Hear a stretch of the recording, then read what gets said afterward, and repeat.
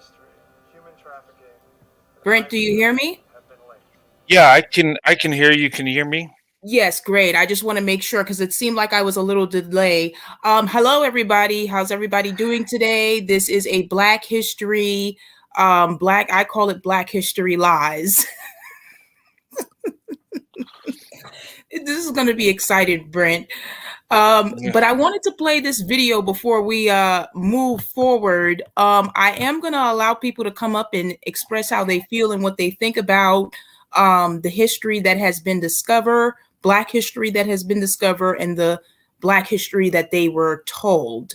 Because it seems like we were told a lot of lies about Black men's role in slavery and their positioning in what has happened to us. So, but moving forward, I want to play this video real quick. I'm pro white male leadership, and I'm glad that everyone is here.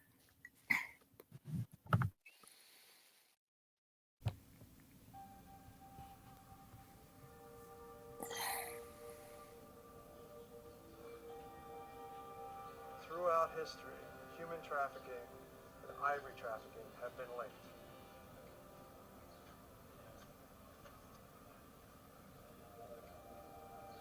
This is an extraordinary moment for me. This is the house of a man named Tip Tip. He was an Arab slave trader and ivory trader operating just 150 years ago here in Zanzibar. He's one of the biggest ivory traders in the world, one of the biggest slave traders in the world. This man was a terrorist. This man trafficked tens of thousands of human beings through this building every year. He trafficked ivory that boggles the imagination. This is ivory no longer seen today. Tusks it takes 4 people to carry. Those elephants are gone.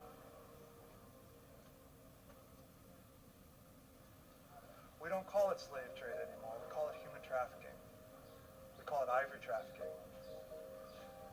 And it still exists today. History has repeated itself. The same places where this man brought slaves and ivory out of Africa is now under siege by rebel groups, by terrorists, by ivory traffickers.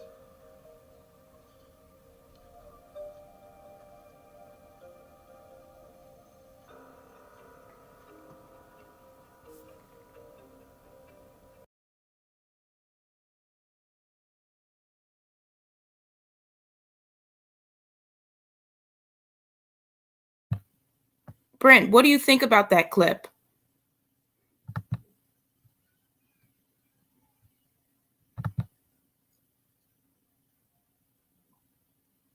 I'm sorry, I had my microphone muted.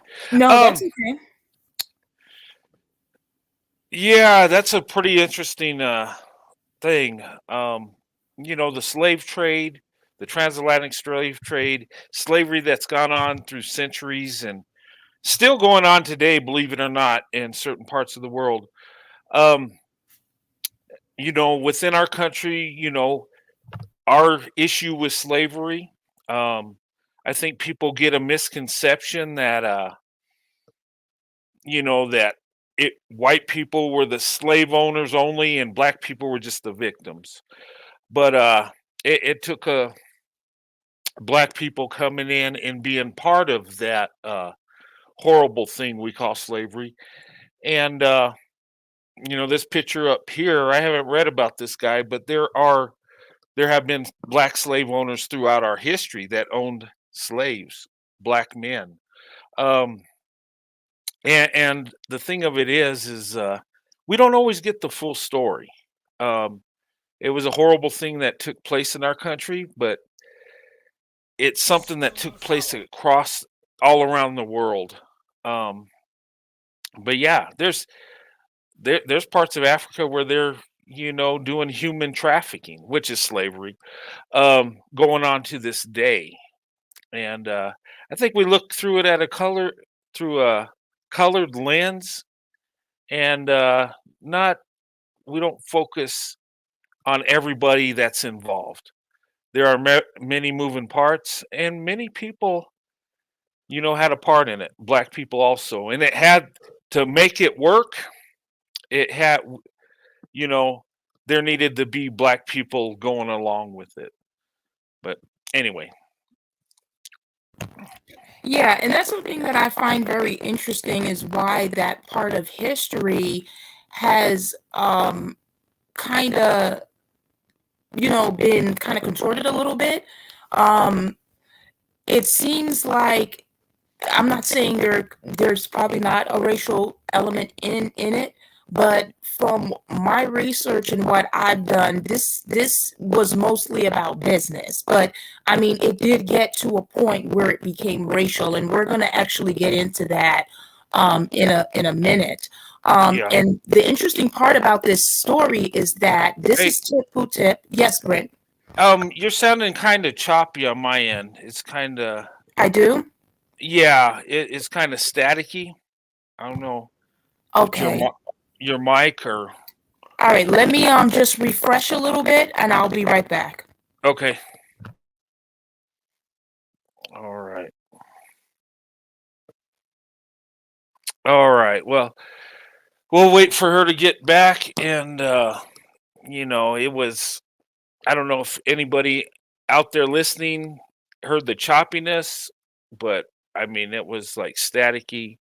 Something's going on. Sometimes, the way, you have it hooked up, your sound, your microphone or headphones, sometimes it hey, Yeah, probably what? yeah. Do I sound better now? Oh, you sound much better. Yes, Oh, yes. wonderful. Thank Uh, you. yeah, I just wanted to stop you before you were talking where people understand what you're saying. But Yes, thank you so much for that. I appreciate that. The interesting part about this story is that it wasn't just him as well. He also had a son. Oh, well, this is him, and this is actually him here. And some of his colleagues that he was working with, and this is something that he didn't even do with just colleagues. He also had a son that was also a part of the trade slave as well, and he was also an administrative official. mm, What do you think about that? yeah, well, there was collaboration going on. The slave trade really, if we dig down to it, it was business, making money, have people work your fields, have people, you know, take care of your crops, and it's a cheaper way of conducting business because then all you got to do is feed them. You don't have to pay them a wage. You don't have to provide room and board. You don't have to do none of that stuff. And it was an evil thing, but money corrupts, and you know, when they're looking at making money, I mean, slavery was hugely profitable. Um, and during before the Civil War and prior, and during, I mean, cotton was a big thing, is a big money maker. And it's much cheaper to force people to do it for free than to pay someone a wage to do it because it's hard work. But it was about money. Um, and yeah, there was a racial element, of course. The slave owners looked at the slaves as lesser than, like property, like livestock. Um, that's the way the world was. But slavery, it wasn't always a racial issue. It was a business issue. It was conquered people used to do labor, and it's taken place in Europe, Africa, Asia, the Middle East for centuries. People would conquer others and force them to do work they didn't want to do. It just the way of the world. Is it right? Of course not. Um, but if we look at our own history and we dig deep, there's going to be, black hands with blood on them, just like white people that did this. And you needed black people to support this to make it happen. Most most of the people that brought the slaves back, they didn't go into Africa, into the deserts and jungles and round up people. They didn't. Actually, tribes that conquered other tribes brought the people to them and sold them, just like livestock. And we look at it now and it's horrible. These are human beings they're treating like this. But anyway. Yes, thank you for your opinion, Brent. Well, it's not an opinion. This is basically because the way we're taught about slavery kind of just makes it seems the way Black women have been taught. They just make it seem as if other races of people just went there and just rounded people up and just took them. And that is obviously not the case. And and through my research, I've learned that there were so many free Blacks and, pertaining to the United States, but as well in other countries as well, there was so many freed Blacks that owned Black slaves. Yeah, there was one guy in North Carolina, Black man, that was a slave, but ended up having a plantation with slaves, and he was one of the richest plantation owners. And I'd have to research him to see his name, but I know you've probably seen a documentary on him.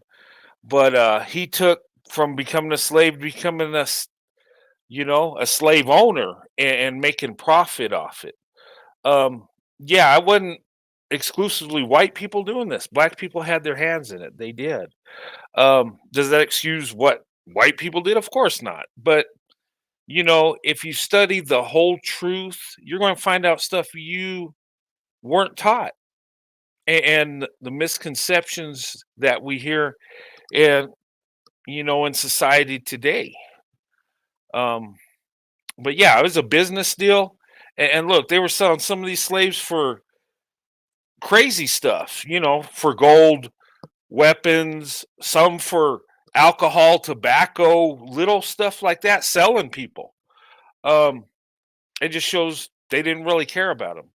And I guess conquered tribe conquered each other, and their enemies they didn't care about, so they sold them off. But if you look into it deep, people got so greedy they were even selling the people within their own tribe, within their own families. And it's disturbing. It just shows the power of what money has over people. It'll make you do things you wouldn't normally do. But anyway. So glad you brought that up, what you were saying, Brent, because I think I have the person that I think that you're talking about. There was a lot of actually, there's quite a few successful Black male slave owners. But I'm going to play this video real quick because I found that this was something very interesting, and then we're going to get back to who I believe that you were talking about. Okay.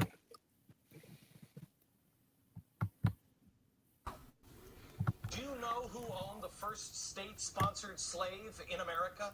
Who was this guy that puts a slave? You know who it was? His name was Anthony Johnson. Except he wasn't a black. He wasn't a white man. He, believe it or not, was a black man. You ever heard that? How did a black man own a black man? Well, let's start with him. Before he was an owner, what was he? He was an indentured servant. He was a black indentured servant, not a slave.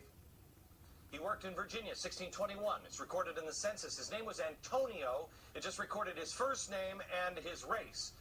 Well, he wasn't considered a slave. He was an indentured servant. He decided that he was going to become an owner. He changed his name to Anthony Johnson. And in 1640, Anthony and his wife bought a plot of land and hired, not slaves, because there weren't slaves yet. He hired indentured servants. Got it? Now, that same year, in another place, there was another guy. Anthony was doing all these things. There was a court case involving 3 indentured servants who had escaped. There were 3. And here, there's 2 white guys and a black guy. Got it? This is different than Anthony, who was over here. Now, these guys ran away. They escaped. They were caught. Well, 2 of them had their servitude extended by 4 years, and the 3rd one had it extended for life. Can you guess which one got life? Which means you no longer can buy your freedom, so you in effect become a slave. It was this one. Are you asking the same question I asked? Why did these guys only get 4 years and this guy get life? Oldest story of time. This was the beginning of slavery. He was black. This is the beginning of the real nightmare that took a long time to get out. Now, back here, these guys are over here. Here's Anthony again. He's got his indentured servant. Well, Anthony's slave was John Castor. John Castor, who was also black, complained to a court that Anthony had unfairly extended his terms of servitude. The court emancipated Castor and said, "You're a free man, you can go." But Anthony went back and he tried to convince a court that Castor belonged to him and should be his for life. He won the court case, believe it or not. He won the court case and he became a slave. Do we have it? He became a slave. The first one. I tell you this story to show you that it's a human problem. It doesn't matter. It's not a white condition or a black condition. It's a human condition. Man will enslave any man when he can. This is a warning sign. It has happened throughout history. It's one of the layers of cake. Wait a minute. Everyone can do it. Do you know where the word slave came from? It actually came from the word Slav. Slav. The Slavic people in Central Europe. They were enslaved during the Middle Ages. Every time they'd lose a war, everybody would round them up and enslave them. Slav. Slavery. It didn't become race until much, much later. Now, this is horrible, but it's about to really go off the tracks. How did we go even more wrong than we already are?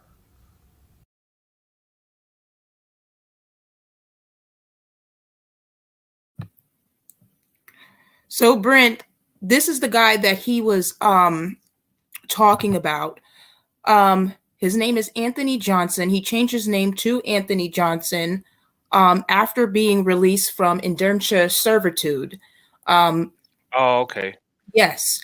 And he then bought land, he got married, and he decided that he did not want to give up his indentured servants.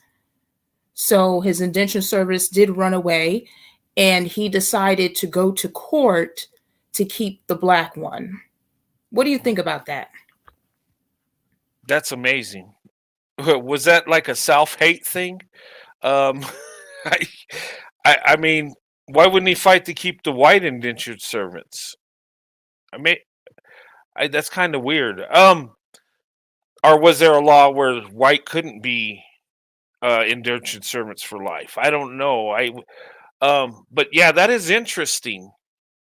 There was no compassion for the other black man, obviously. But yeah, this is the guy I was talking about. But he wasn't I thought he was a slave that became a slave owner. No, he was actually an indentured servant. And that's what they used before slavery, indentured servitude. And a lot of people they used were a lot of Irish. There was some English indentured servants. And a lot of people that were convicted of crimes were sentenced to indentured servitude. It wasn't how we learned about it in school. Like, you go to the New World, you work for a man that has a plantation, he pays your fare to go over there, you pay for so many years, and then the deal is done, and then you're a free man to do whatever you want in the New World. Yeah, that was the idea, but a lot of times people were abused, and they were, at time was added because of bad behavior or whatever they would come up with, and within the indentured servitude. Then when the slaves came in, they would take like Irish indentured servants and force them to breed with African slaves. And I saw a documentary on this, and the reason they did is because the black slave was more valuable than the indentured servant. And it makes sense, because the indentured servant, sooner or later, you can't keep him. A slave is for life. Indentured servants, though they were abused and very badly treated, they did have some legal rights where a slave had none. But yeah, they found it more profitable to have slaves instead of indentured servants. So there again, it's money again.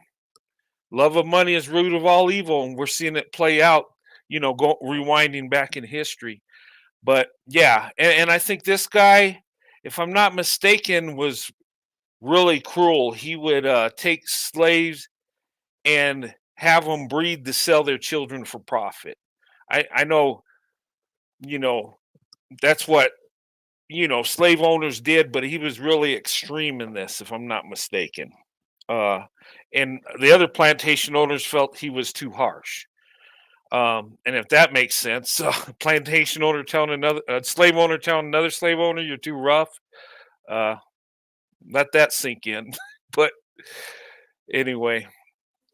Yes, well, what I would like to do, Brent, is spend a little bit of time going over the actual court case, because I just found it so interesting.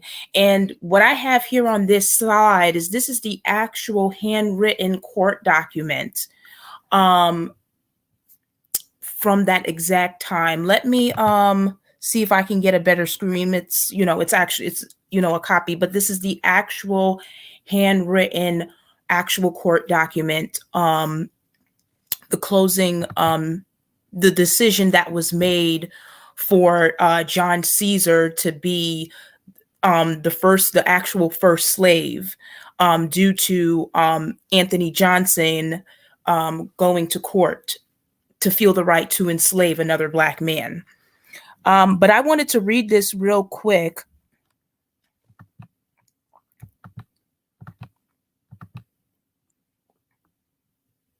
This is this is just a summary of the case. Significance of Caesar lawsuit. The Caesar lawsuit demonstrates the culture and the mentality of planters in the mid-17th century. Individuals made assumptions about the society of Northampton County and their place in it. According to historians T.H. Bryn and Stephen Innes, Caesar believed he could form a stronger relationship with his patron Robert Parker than Anthony Johnson, had formed over the years with his patrons. Caesar considered the dispute to be a matter of a patron-client relationship. Brent, what do you think about that?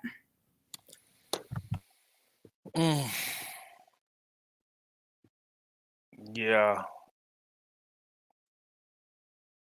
It's crazy.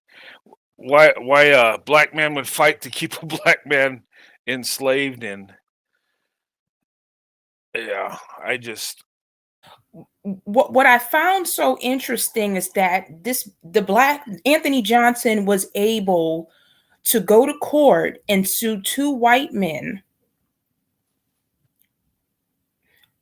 win his lawsuit with those two white men, because there was actually two lawsuits. It was the two white men that helped John Caesar, the guy that he was trying to enslave. Yeah. They helped him escape. they helped both of those three guys escape, the two white ones and of course the black one. And he was able to put two lawsuits. Actually, he was able to sue the two white men and also sue Caesar to keep Caesar as a slave. And this is actually the first time, this was the start of how slavery became about race in America. Yeah, because and that's interesting because in that society at that time, he was the plantation owner and he was above these white indentured servants. That's kind of interesting there too. And he sued and got the black guy for life, a slave, and then the white guy's 4 years. Um, and it seems like they were lenient on the white guys, much more lenient than the black guy, but the black guy was able to sue them both and win. It's yeah. I mean, but the indentured. What's crazy is the indentured servants won the first time around, and the black guy said, "You're a free man. You can go." And then I guess he put in an appeal, and won the case, and then he was a slave forever. Correct. Yeah.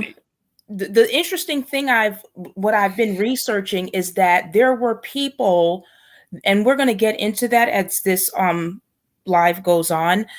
There were laws that was set in place where you can actually get emancipated from slavery, and a lot of free and a lot of people and people were actually doing that. They were going to court to get emancipated from, I wouldn't say slavery, indentured servitude. Yeah. So there was even something called well, I'm going to get into that a little bit later because I want to put the slide up first. But I want to move a little forward with reading a little bit more of this, and then we're going to go to the next part. The Caesar lawsuit was an example of how difficult it was for Africans who are indentured servants to prevent being reduced to slavery. Most Africans could not read and had almost no knowledge of the English language. Planters found it easy to force them into slavery by refusing to acknowledge the I'm so sorry because I can't see it. Completion of the indentured servants contract. This is what happened in Johnson versus Parker. Although two white planters confirmed that Caesar had completed his indentured contract with Johnson, the court still ruled in Johnson's favor. Wow. Wow, was that a reversal of the law? Because if he completed his contract, he should be a free man. And why wouldn't he let the other black man go? He did his service, right? Fulfilled his contract. But the court still ruled in his favor to turn the indentured servant that did his time into a slave. Wow.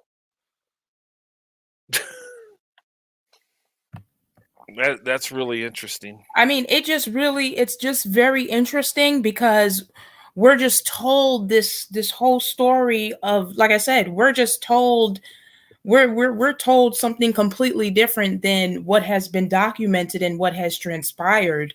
And it's just very disturbing to me that a group of people could kind of keep this I don't even know if they're lying or if it's just they're just delusional or whatever, but the fact that they can keep this whole thing going with we're the victims and the fact that they've told so many different generations and destroyed so many different generations of children, black children, with these lies, it's just it's disgusting.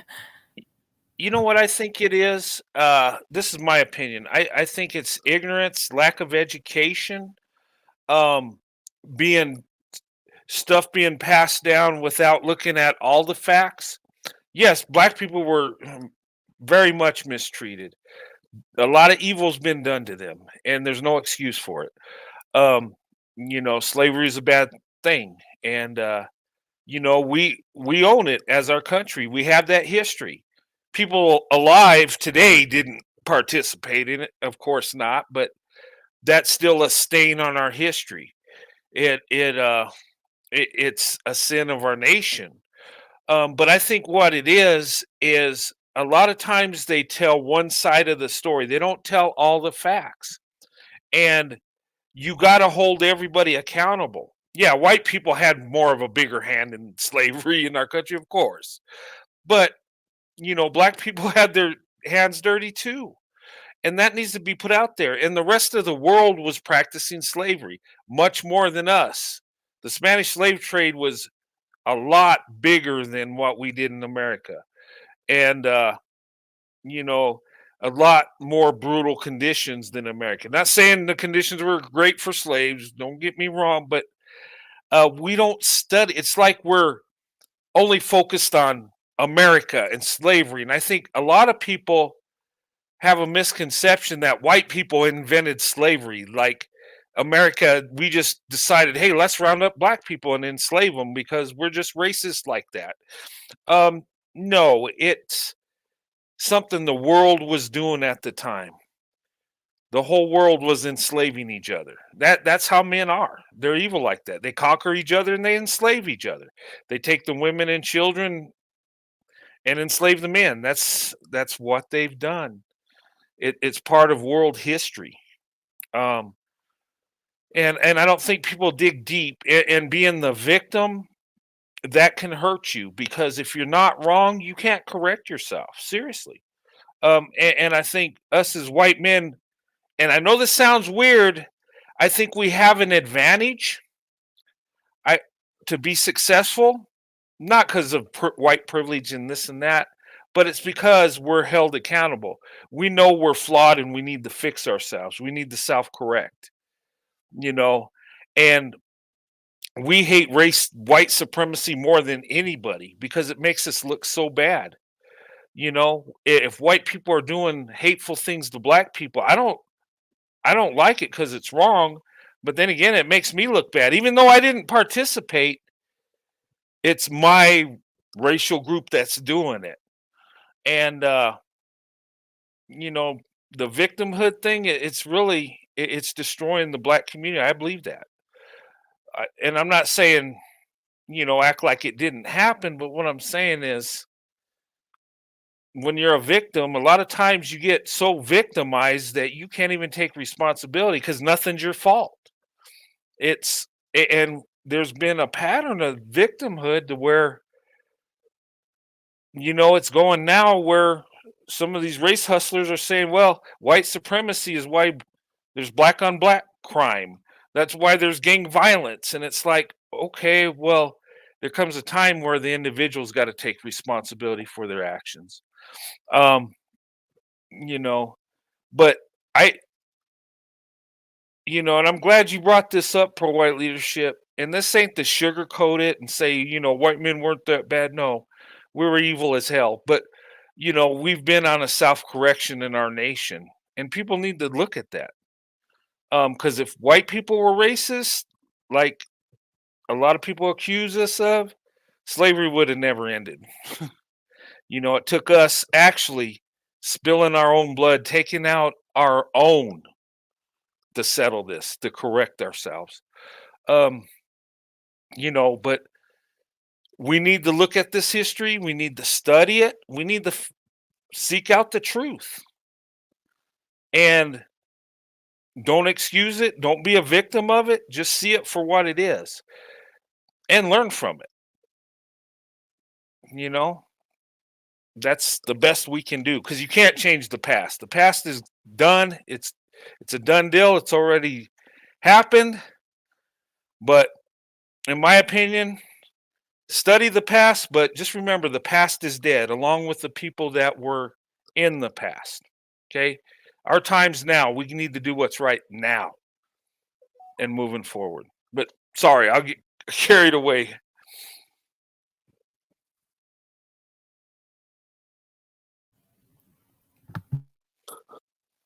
Don't worry about it. Don't worry about it, Brent. That's why you're here. I'm going to change to the next slide. I did put the link up to see if anybody wanted to come up. because I have other black slave owners that I wanted to go over. The reason why is because, um, black women seem to not really accept um, black men's role in slavery, and I feel that that's something that needs to definitely be discussed. Not saying that you can't hold white men accountable or white people accountable, but I truly believe that all parties should be held accountable, not based on what the person looks like. If basically if they were all doing the same thing, which was wrong. What do you think about that? Sorry. What I think about that is, yeah, you're right. Okay. And we need to know the truth. Yeah, white people did an evil thing and should not. It's unexcusable. They're, what's wrong is wrong. But the participants that went along with it, they're wrong too. And just saying, well, they were deceived or overpowered, they controlled their mind. No, you have a choice. And you know, the slave trade in Africa, they didn't have to do that. I mean, but there's money involved. It's corruption. It's a business deal, and you know, the conquered people suffered. I mean, and that's been the history. But that's my opinion. Everybody should be held accountable. Now, most black people weren't involved in the slave trade, yes, but there were a lot of them that were. Uh, you know, and we're seeing that when we dig into it. Um, and that don't, yeah. No, well, what I found interested is during my research, I found out, well, before I get to that point, this is actually a black slave woman that was bought by a white male, and she lived with him as his wife, and they had 10 children together, and they also owned slaves together. What do you think about this? Wow. That's really interesting. You purchase a woman as a slave, make her your wife, and then she uh owns slaves with you. That seems crazy and extreme. Looking at it in today's world, like how could you do that? You were a slave and now you own your own people with the slave owner. It's crazy. But that was the way of the world back then, and how people lived. And look, I believe this to be true. I mean, I wasn't around. This is my opinion, but I think the slave owner at the time was the most powerful man in the community, which he was. He owned the plantation, he had the wealth, he had the slaves, um, and in the community, the slave owner was the richest guy. He was the power. Um, yeah, slavery was evil for what he did, but you know, people look up to powerful men, even evil powerful men, and even women. I believe find it attractive that men that have power, that have money, that have resources, even if they're evil. And I believe some of these slave women, yeah, they were hard, of course. They were abused, yeah. That happened, and it happened a lot because you wouldn't get in trouble for it because they looked at these people as property. But I believe that some of these slave women actually fell in love with the plantation owner. She looked at him as a powerful man and a provider. I know that sounds crazy, but I believe their mindset was in that. Because when you're born into slavery, I believe, okay, this is my opinion, that you that's your environment. That's the way it is and you live with it. And it's and through generations, because the first slaves they brought over, of course they're going to have trouble because they you're taking their freedom away. But once you're born into it, it's kind of you're just kind of conditioned into that to where that's how it is. And, but anyway, but that's what my opinion on it is on it. And I believe a lot of black women fell in love with slave owners and vice versa. And just because of the mindset and who has the power, who's the provider at the time. And I know that seems crazy. That seems like, what are you talking about? Why would anybody do that? But you got to understand the conditioning, the environment, and the times they lived in.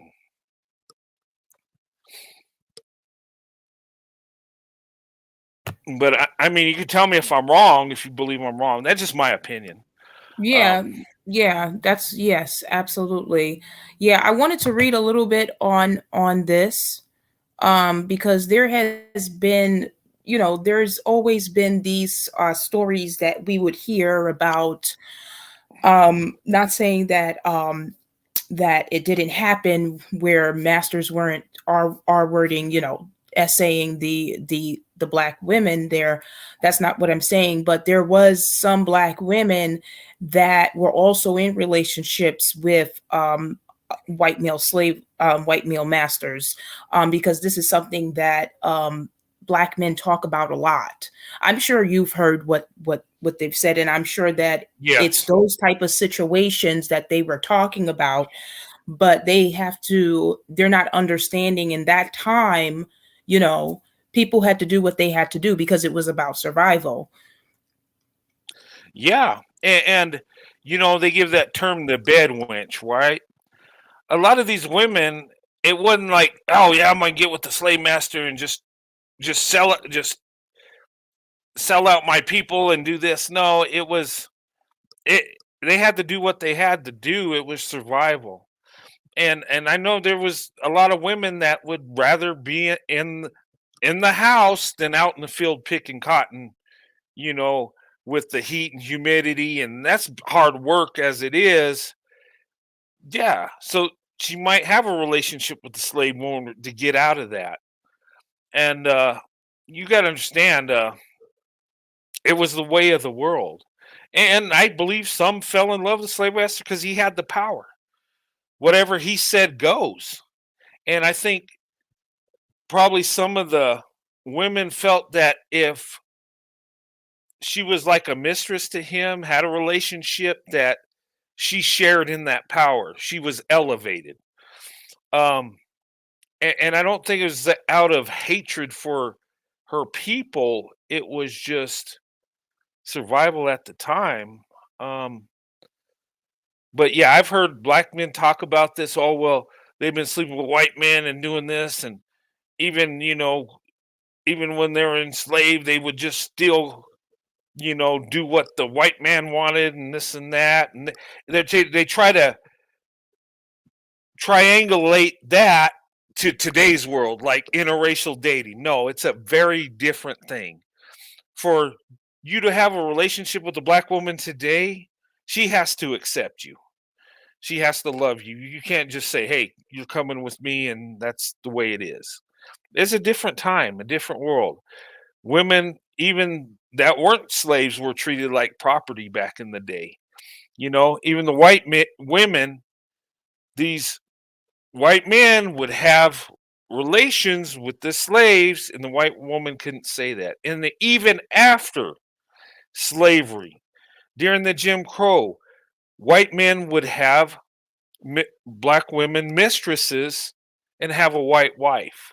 A lot of them lived different lives, um, because they couldn't legally, in a lot of states, marry a black woman. And if they could, their social um, status would be devalued.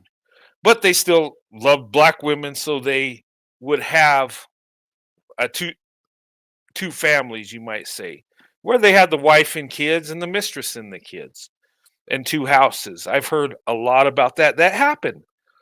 Um, and it seems crazy, but hey, the world's changing, and this is a footnote in our past. This is something that happened that was evil and wrong, but I don't think us, you know, us white people living in guilt the rest of our lives, apologizing till we go to meet our maker, and black people being victims forever. I don't think that's going to solve it. I think we just need to come together and move on and understand the situation, understand what happened, and work to avoid it from ever happening again. Um, I don't think it would ever happen again, but hey, men are so evil you don't know what they'll do, and of all races. So the past is a teacher. Learn from it so you don't repeat it again.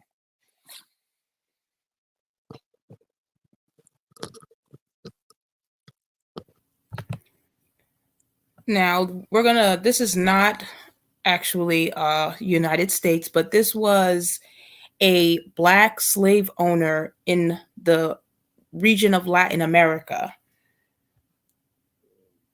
What do you think about that? What do I think?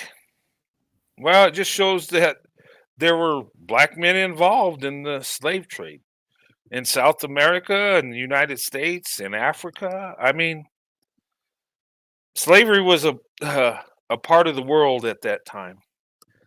It was happening in Africa. It was happening in Europe, the Middle East, Asia. I mean, it's a worldwide thing. This ain't surprising. Now, it seems kind of weird because black slave owners over black people in America and Latin America, it wasn't the norm, but it did happen. And it's interesting, finding it out. And these were well-to-do people, right? They can be considered the high-value man. There he is on our screen, right? He had wealth and status. That don't make him a good man, though. He was just had money and wealth. But yeah, I mean, this happened, and you know what? I didn't start learning this till I was in high school and found out there were actually black slave owners. It blew my mind. I thought, no way. There's no way that could be. But it happened. And should we cover it up and act like it didn't happen? And or give this guy an excuse? He was under white supremacy. He couldn't help it. He's a victim. Or should we say he's part of the problem when it comes to slavery? Just saying. Thank you so much for that, Brent. Yes, I've been doing some research and for the last couple of years on slavery, on male behavior, and this is something that, like I said, it's just very interesting to me that a lot of this history has been, kind of hidden on, like I said, on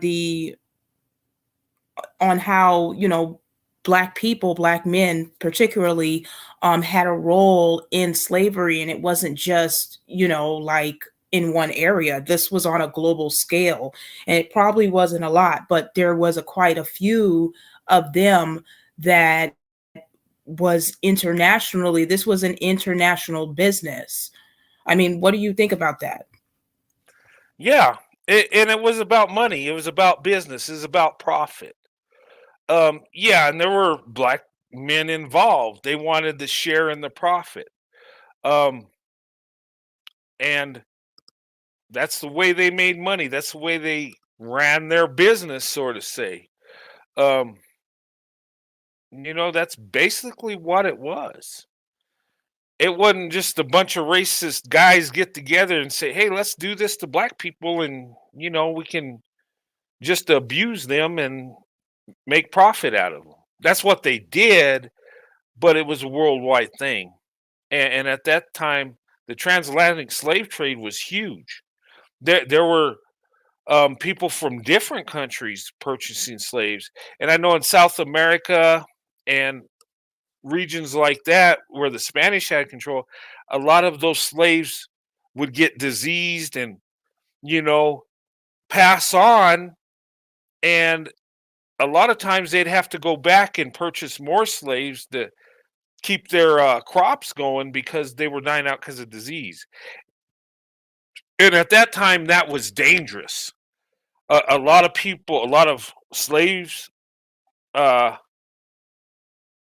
were sent to meet their maker, and a lot of you know, these guys that went over and brought the slaves back, they got diseased and passed on also.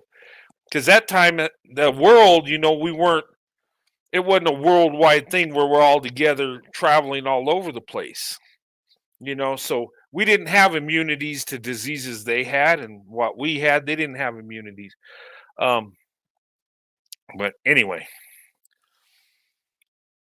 Thank you so much for that, Brent. I'm going to move to the next one.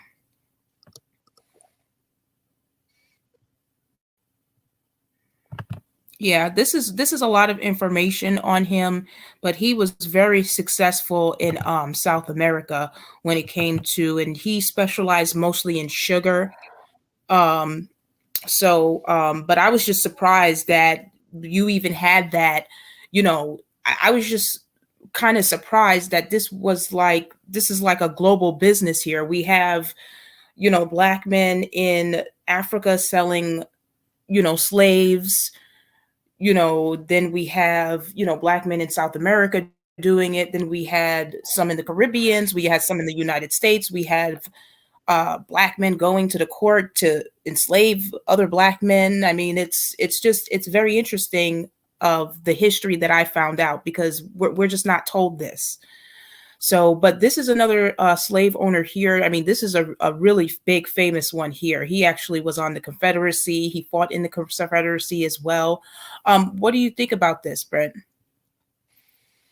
It's very interesting being a slave owner and fighting in the Confederacy. And we look at this and we're like, well, why would he do this? What? And I think the reason he did this is that was his business, that was his wealth, and I think he was okay with black people being enslaved. Like I said, it was the way of the world, and he was on the upper end of society at that time, and he wanted to keep his slaves. I'm sure he did, because he wanted to keep his money. He wanted to keep his plantation. He wanted to have that status. And as evil as it sounds, he probably lived a comfortable life on the backs of black slaves. And I mean, we look at it today and we can't even understand how somebody could do that. But hey, love of money corrupts, right? Absolutely. Absolutely. But I wanted to read something. I want you to go ahead and speak, Brent, but there's something I found very interesting about this. But go ahead. Oh no, I'm good. I got that out. So let me read this real quick. This is in regards to William Ellis. He was born April 1719. He from 1790 to 1861. He was born. April Ellis was a U.S. cotton gin maker and a blacksmith in South Carolina, and former African-American slave who achieved considerable success as a slave owner before the American Civil War. He actually became a major planter and one of the medium property owners and one of the wealthiest property owners in the state. According to the 1860 census, in which his surname was listed as Ellerson, he owned up to 68 black slaves, making him the largest of the 171 black slave owners in South Carolina. He held 63 slaves at his death and more than 900 acres. What do you think about that, Brent? Wow, 171 black slave owners and South America. That's Oh, mind blowing. this was in South Carolina. Yeah, what did I say? South America. It's okay. South America. Yeah, sorry. It's I'm okay. kind of tired. Yeah, South Carolina. 171 black slave owners in South Carolina. Let that sink in, because it blows my mind how many there were. I always knew there were some, but we think, that's just a few, maybe just some privileged slaves that they let, move up. But 107, that's a lot. I know that's not the majority of black people in South Carolina by no means, but still, that's 171 black men enslaving black people. Um, yeah, that stat right there is mind blowing. And though black people at the time were looked at as less than, there were still those that came up and became plantation owners. Yeah, that's, and I'm just looking at, the numbers, 900 acres. Wow, 63 slaves. And look, back in the day, owning slaves was not cheap. You had to feed them, you had to make sure they were healthy enough to work the land. And then when they ran off, you would have to pay somebody to track them down and bring them back. So there was a lot of logistics in slavery. If you think about it, the big plantation owners had a lot of people working for them, keeping the slaves, on the plantation, because some would escape and run off, and they'd have to send teams of men that actually go track them down. That took a lot of money. That took, and it wasn't a poor man's game. Poor white people didn't own slaves; they couldn't afford it. You had to have wealth because it's very expensive. Yeah,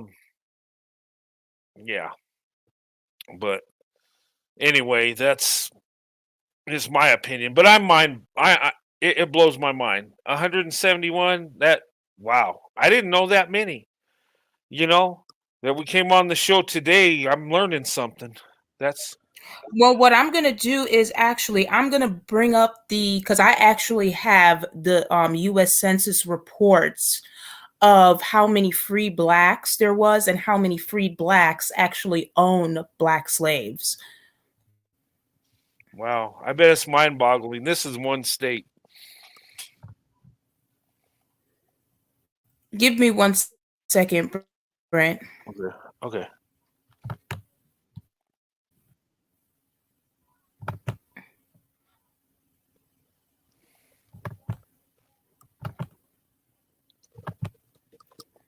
Yes, this is another black slave owner here. He and what I found interested with this black slave owner is that there was also some black slave owners that was not even claiming to be Negroes. They were actually able to claim Native American status to avoid paying. There was something called the free black man tax. But moving forward, I'm going to read this on this guy here. His name is Richard Edward DeReef, and he was a slave owner. DeReef was from a wealthy mixed-race family in Charleston. Although well-educated and wealthy, he was subject to discrimination due to his race, unlike other free men. DeReef did not have to pay the free black man's tax as he claimed Native American in place his descendant from his grandmother. In 1823, he and his cousin John Kane went to court, persuade a Charleston. I can't even see that. I'm sorry, excuse me. Went to court and Klan's family were legitimately descended from Native Americans, exempting them and their children from the tax. What do you think about that, Brent? Wow. So they're claiming another ethnic group to avoid the tax. And that's interesting. there were Native Americans that owned slaves. Also, they were involved in the slave trade too. Um, I've seen documentaries where black people will research their roots and find out that they have descendants that were enslaved by Native Americans. So, um, and here's another fact too. Um, during the anti-marriage law, interracial marriage, you weren't allowed to marry in a number of states if you were black and white. But Native American, there was a loophole. Now I'd have to go look at it, but they did allow that, and that's kind of interesting because there were a lot of people down south that had Native American, um, blood in them. A lot of white people did, and and they kind of let that go through. But yeah, Native Americans were in the slave trade, but he was claiming that to get a higher a higher standing in society, and avoid the tax. But that's interesting. He must have had a relative where the court said, "Okay, well, you could do this." But that's interesting.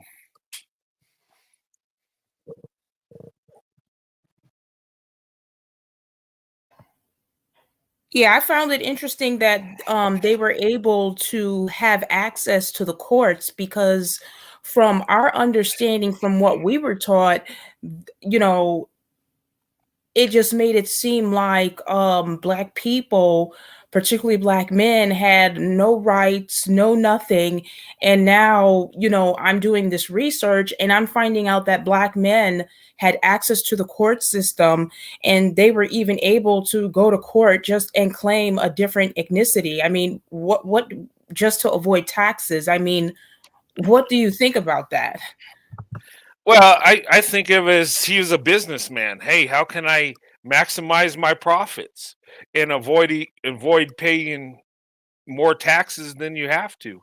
I think that was a business decision, and plus it probably lifted him and his family up in society. They were looked higher up because there was a racist dynamic back then, of course, and you know black slaves at the time were at the bottom. So Native Americans, they're below white, but that's a little lift up. So he probably did it for that reason and, money reason.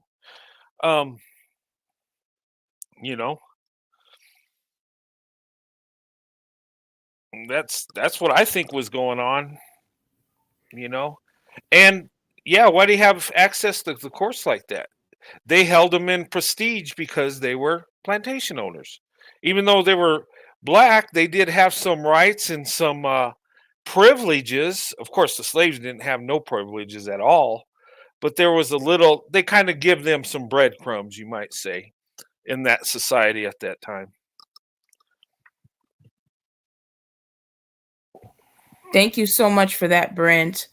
I'm going to go to That's Still the Same Person. And this is one of my questions that I wanted to ask. I wanted you to discuss this. Who should pay reparations? You want my opinion on this? Absolutely. Absolutely. Okay. I could give you the political version, politically correct version, or I could tell you the truth. Okay. I'll give you both. The political correct, yeah, we enslaved black people, were wrong, and it's unforgivable sin. And yeah, we might not have do it, but our ancestors did. Yeah, we need to pay them money right now. Okay, but here's the thing.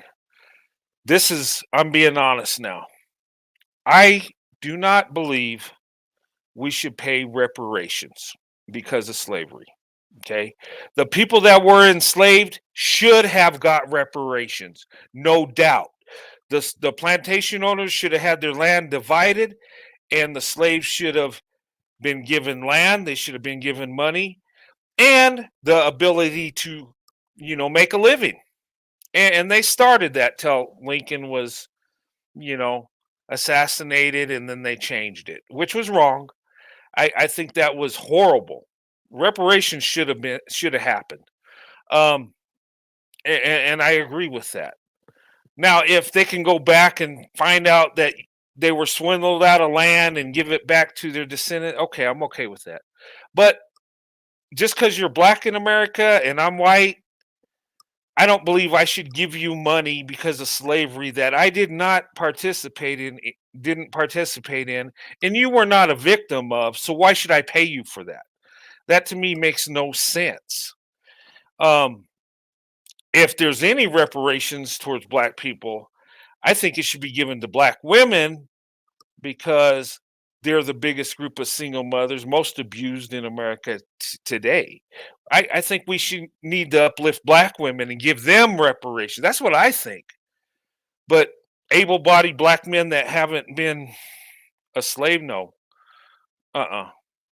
And you know, if we did things right, if the black community were, if there were more married couples and more responsible men, the $50 billion we spend on taking care of single mothers, black single mothers that were created by irresponsible black men, we could probably give them that money as reparations if they.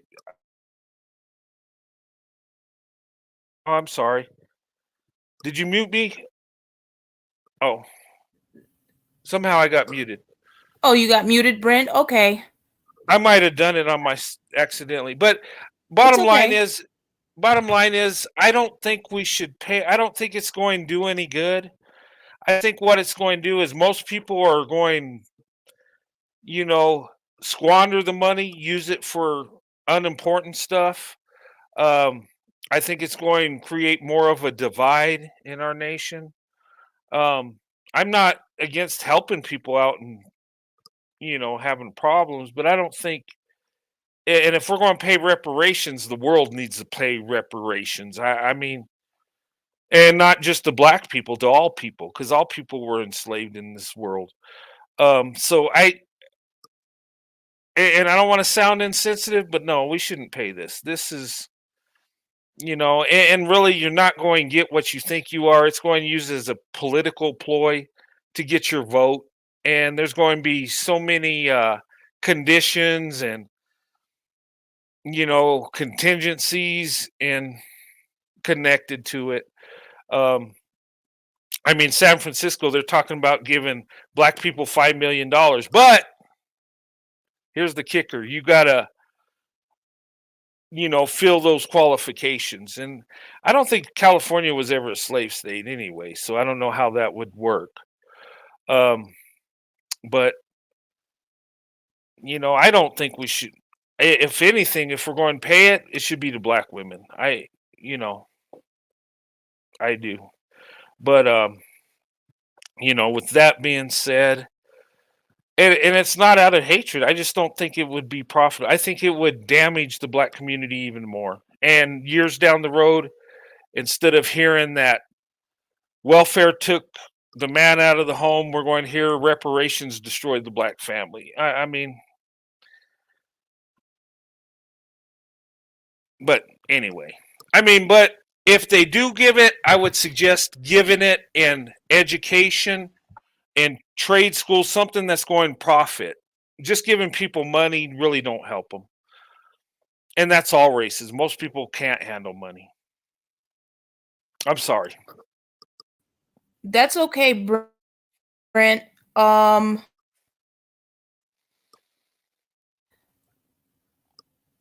Yeah, we do have somebody that wants to come up and speak. City Auntie. Let's see.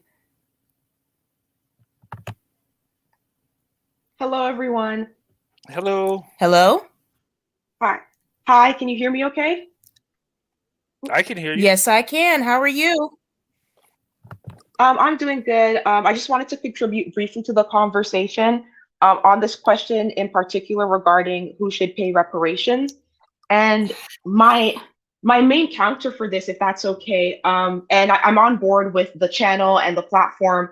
I'm not too sure if Brent recalls me being in his comment section. So I just want to clarify, I'm not a troll or anything like that. Oh. Yeah, so this question of who should pay for reparations, my main problem is that the African continent has experienced slavery even before the transatlantic slave trade. So on this question of who should pay for it, how far back are we going? So prior to the transatlantic slave trade, there was the trans-Saharan slave trade, in which Arab cultures and nations were enslaving African nations from the 7th century onward up to the 11th century and after that. So from ancient civilization to the Middle Ages.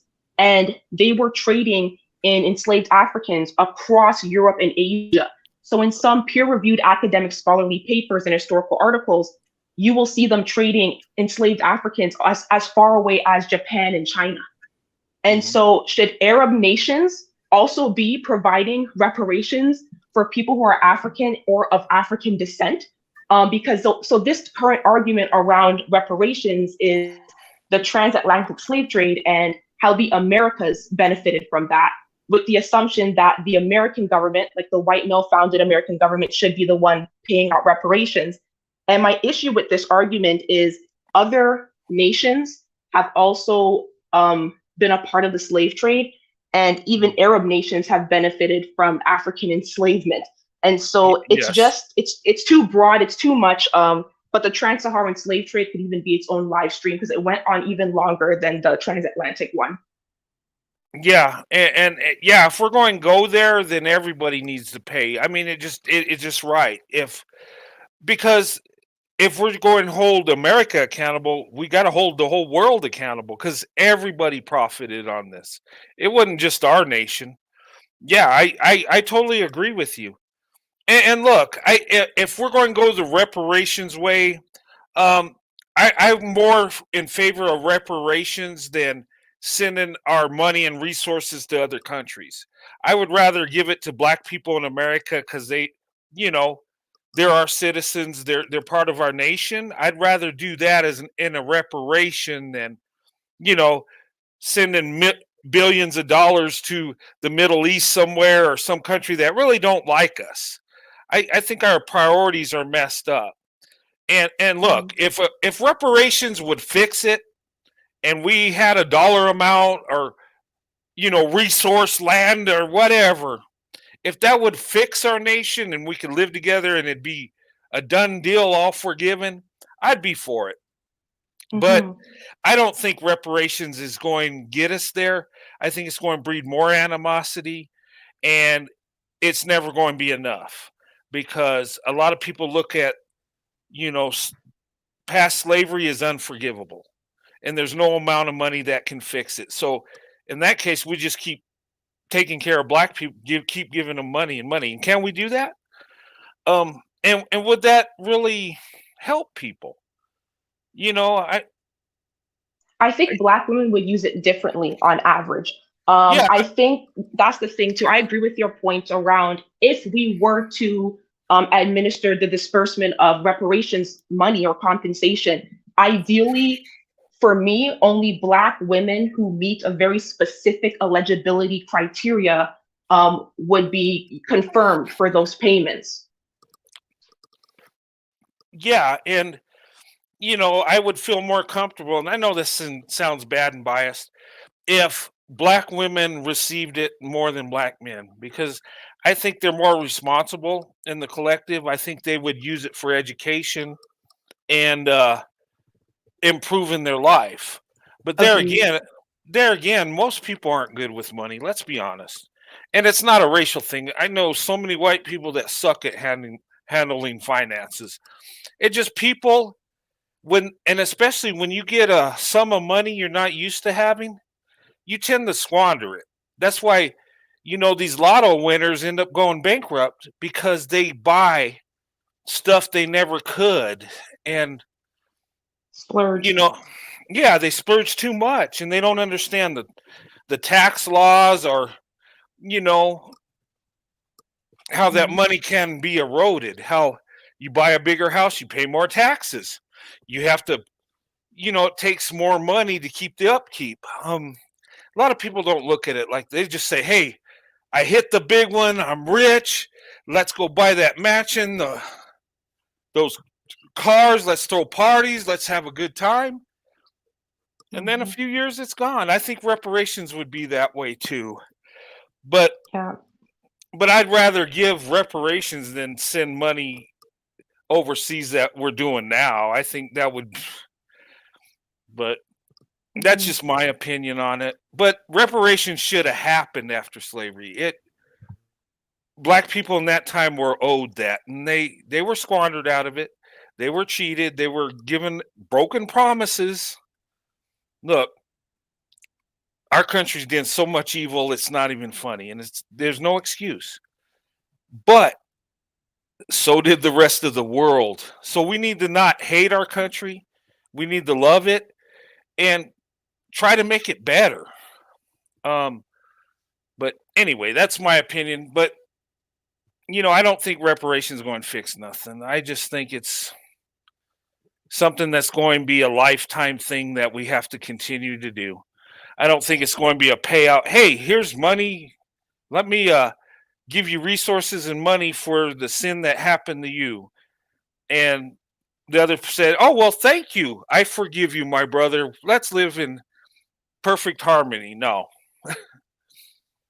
No, that's not going to happen because even some of the black leftist groups that are advocating for reparations want even more. Like if you go very far black left, some of them want black separatist nations. Some of the hardcore black nationalists want even more than just reparations. They want black sovereign states. I'm talking the very extreme militant fringe, like paramilitary, like black nationalist groups that are active in the US. And so giving them money is not going to deter them for wanting more and pushing for more. It's going to maybe even incentivize them because now you're basically giving your enemy funds and resources to try to wreak more havoc in the race war in a way that will be detrimental to Black women and Black girls who are still in these communities amongst Black men who are very Black nationalist and kind of hate. They simultaneously want money, but also hate the same system that. I mean, I definitely know what you're talking about. I don't know, it's just a weird cognitive dissonance. Yeah, I know what you're talking about, and I get, but some of them are even trying to say that if you weren't a slave here, you can't consider yourself Black. So, but that's not really a big surprise because this is historically what Black people have done. So it's just what it is. They were even trying to say that the slaves in the Caribbeans and in South America shouldn't, but it's all the same slavery, and it was all done with the hands of both of all parties, Black men included. So it doesn't really make any sense. So I mean, that's just, yeah. I mean, there's a lot of contradictions, and people will kind of navigate their arguments in a way that's convenient for them. So even if it doesn't make logical sense, as long as they're able to rationalize that they're somehow in the right, on the right side of history, as they like to say, they're going to use whatever talking points they need to basically just kind of slither their way through the political landscape and just the cultural climate we're in right now. It's really messy, especially with these Black activist groups. Yeah, and they can't really have a separate nation. How would that work? Look, we're tethered together, Black people and white people, believe it or not. Not all Black people are going to want to go to a separate way with just Black people. They're going to be like, oh hell no, I'm staying at my home. The people in interracial marriages, of course, they're not going to go for it. So who's on board? 13% of our nation is Black people. 13%. Now you take out the ones in interracial marriages. You take the ones that have family members or that don't have problems living with white people and Black people, and they're okay. They don't want to be separated. So you're just going to have a small group of activists, sort of say, that are going to have their own little nation. And if they get that, how are they going to maintain that? How are they going to keep it going? And that's going to make them weaker because they're smaller. Who's to say China or some other nation comes in and just takes them over? Sorry to cut you off. Oh, no worries. I was going to say that micronations do exist, but the micronations that I've seen, a lot of them are in Europe, and they're very well cultivated. They have good relations with other micronations and other smaller nation states, and they're very developed. And when I hear the Black nationalist and Black separatist talk, one, can we rely on Black men as a collective to do proper nation building? They have not proven they're collectively competent enough to even do that. I know a lot of these Black activists have this fantasy of Wakanda, like they want a real world Wakanda. And the Black collective does not have the resources for that. And to be frank, even if we were able to establish some type of like Black nation state, it would still be Blackistan. It would be a failed patriarchy. I imagine Wakanda in the real world would be very dystopian, not utopian like in the movies. It would actually be a dystopia, similar to the issues we have now. You know what? Where they go to the pool of water and the waterfall and they fight who's going to be the king. I think that would be in the real world would be women fighting for that. I mean, there were African warrior queens, but at the same time, a Yeah. lot of African cultures are still patrifocal or patrifocal. And again, when it comes to the competence of Black men defending their nations and their communities, we have history that proves to us that they fail time and time again, and they participate in the very systems they claim that they hate, as has been evidenced by this live stream that Pro White has put together. So thanks for hosting this live stream event. Yeah. Absolutely, because I think that Black women are kind of obsessed, because you know what I find very interesting is that the slavery argument is never used as an excuse for Black women. And I've always wondered why, and now I understand why. Because the purpose was for Black women and children to be enslaved, not Black men, but Black men decided to start selling off each other. So, because slavery is never used as an excuse for us, because we were the ones that was supposed to be the enslaved ones. It's just is what it is. And Black women have been told a lot of lies about slavery and the roles that other races of people play, as if these people just went to this continent and just took everybody, and that's not even what happened. Black men were contributor in all of the slaveries, not just the transatlantic, all of them, even before they've been a part of it the whole entire time, and internationally they were doing this. Pro White, have you looked into, I'm assuming you have, but for the Arab trans-Saharan slave trade, like have you seen so far in your research evidence of African men participating in the Arab trans-Saharan slave trade that existed before the transatlantic slave trade? Because there's probably an entire history around that as well that would be very in-depth. What people don't understand is this guy that you see on the screen is Arab. He has an Arab name. He's just Black. But what you're looking at, Tipu Tip was an Arab man. But he was just a Black Arab.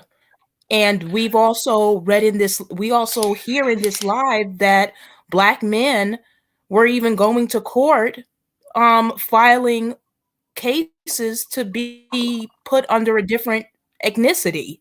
So at this point in time, all these supposed Native Americans that were supposedly slave owners, there's a possibility that's not even true. They were just going to court and putting down that they were Native American.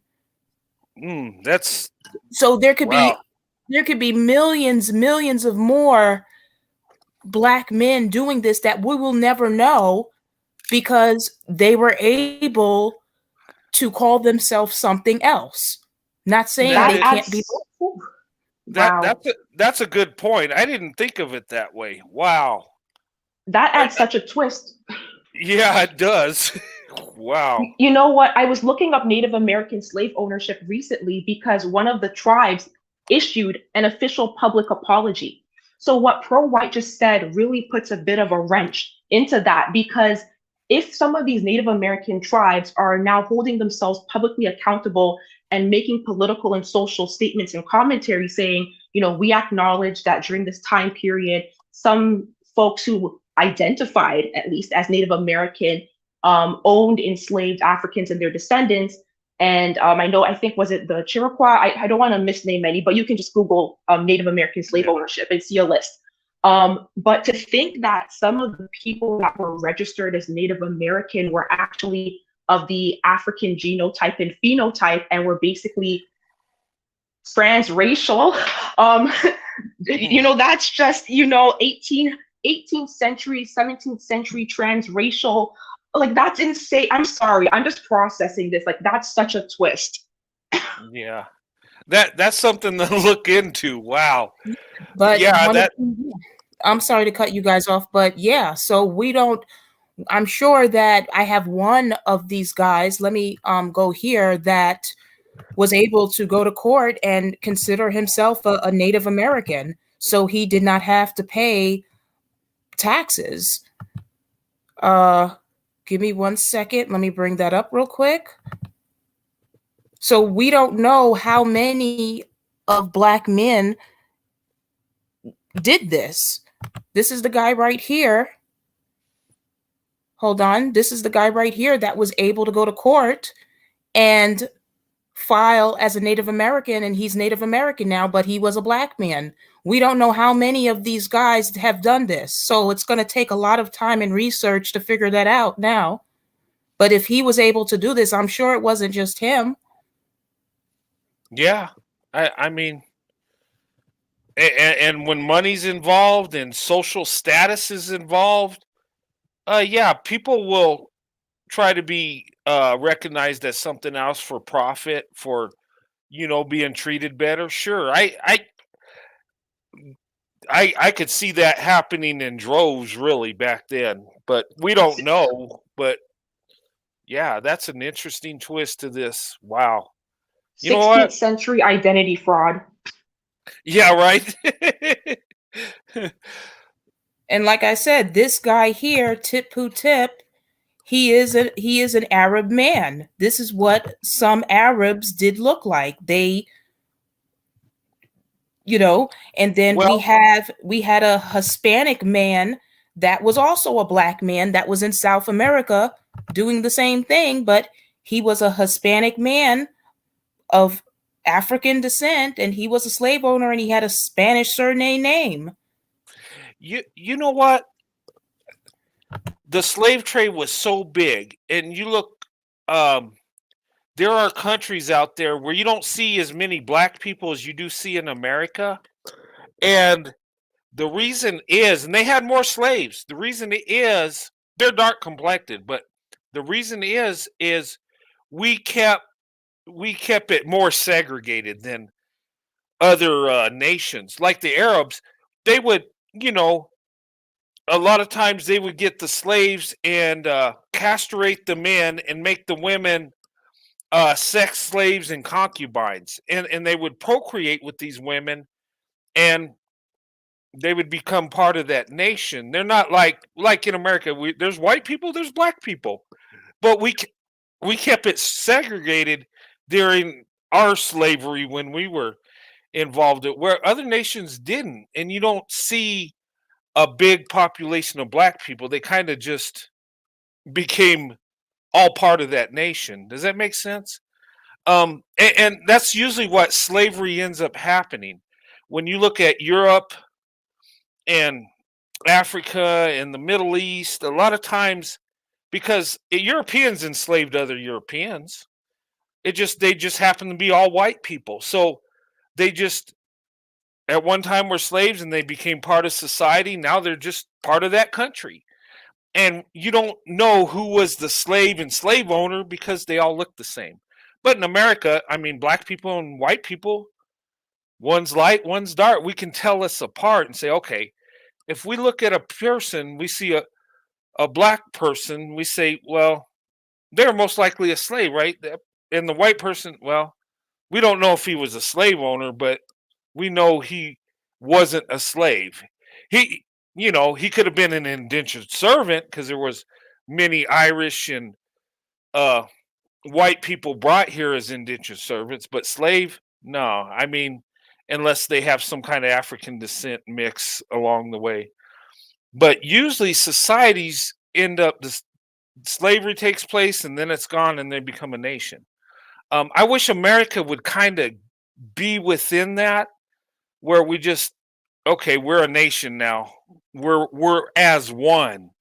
I wish we could get there and not be focused on black and white and talk about white supremacy all the time. I know it exists, but I just wish we could just be one nation. I really do. That's my dream, that we can just live together and women just go for the best man. And but unfortunately that's not the real world we live in. But I mean, and I heard an African professor say, why is America going for reparations when the whole world was involved? And he was talking about Arabs, you know, in the slave trade, castrating the men and taking the women as sex slaves and concubines.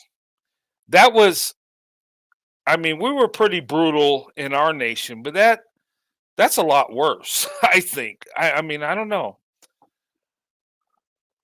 I'm just saying, but if we got to pay reparations, the world needs to pay it.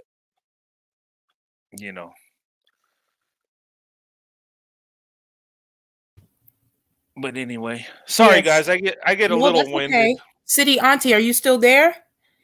Yeah, I'm still here. I'm just, Yes. listening and processing everything. Yeah, I get it. I understand. I know it's because we've been lied to. I completely understand it. This is why I have my channel. I accept all black women, even if I call a black male worshiper, if you're a semi-black male worshiper, because black women have been brainwashed and been told a lot of lies. And it's this is actually a picture here of Tip Poo Tip with two Middle Eastern guys and and a Caucasian male, and those were his colleagues. So it's This is not what they teach in public school Black History Month. I'll say that for sure. No. No, The they're not going. mainstream curriculum would never. well, Yeah, there's the a lot of mainstream reasons curriculum would why. never. There's a lot of reasons why. So I mean, there's a lot of reasons why. You know what they're going to say if they it was to really teach slavery. I understand why they never wanted to teach slavery in this uh in this um in this country, because what were they going to teach them? They wanted it was all about victimhood. That's what they wanted these schools to teach, victimhood, when what are they going to This teach is them? really, um, yeah, no, this is really just human history. The only way I can think about like contextualizing slavery is that human beings have been enslaving each other since the agricultural era, since the Neolithic and Paleolithic. So if it's not race-based victimization, it's economics. But having to teach slavery, you would have to teach it the way you're kind of presenting it, where you're thorough, objective, honest, and you're showing the ugliness of all sides and how different races of men were all getting their lick. They were all getting a bag off of this system of exploitation. And to learn that there were Black male slaveholders and slave owners. I mean, I was already on the divesting pathway, but this news still shook me this month. That was new to me. So thanks for having this platform. Absolutely, you're always welcome. And yes, this is what I'm doing now. What I have to do now is I gotta really deep. This is also a picture of Tip Poo Tip's son. He was also a slave trader and an administrative official. And as you could see, he's sitting down with, these are not, some of them are black men, other black men, but also non-black men in this photo as well. Yeah.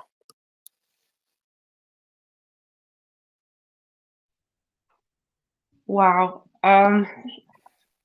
This is something that I think would stun the vast majority of people because the way that we're taught about the transatlantic slave trade in popular history is along racial lines, not economic lines, and is not put in a full geopolitical context where you see all the different nations and cultures and races that are involved.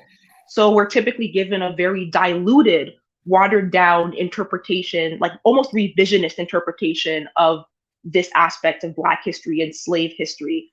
So the brutal truth is another pill to swallow, a bitter one, but a necessary one. Yeah.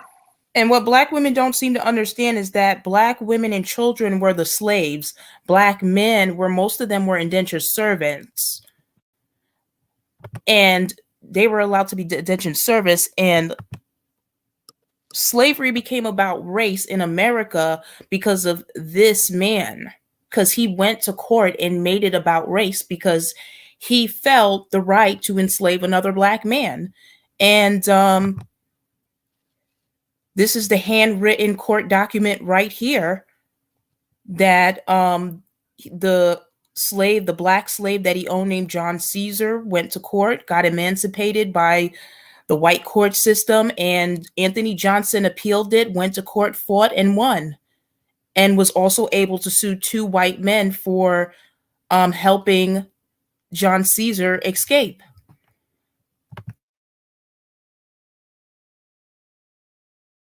Yeah.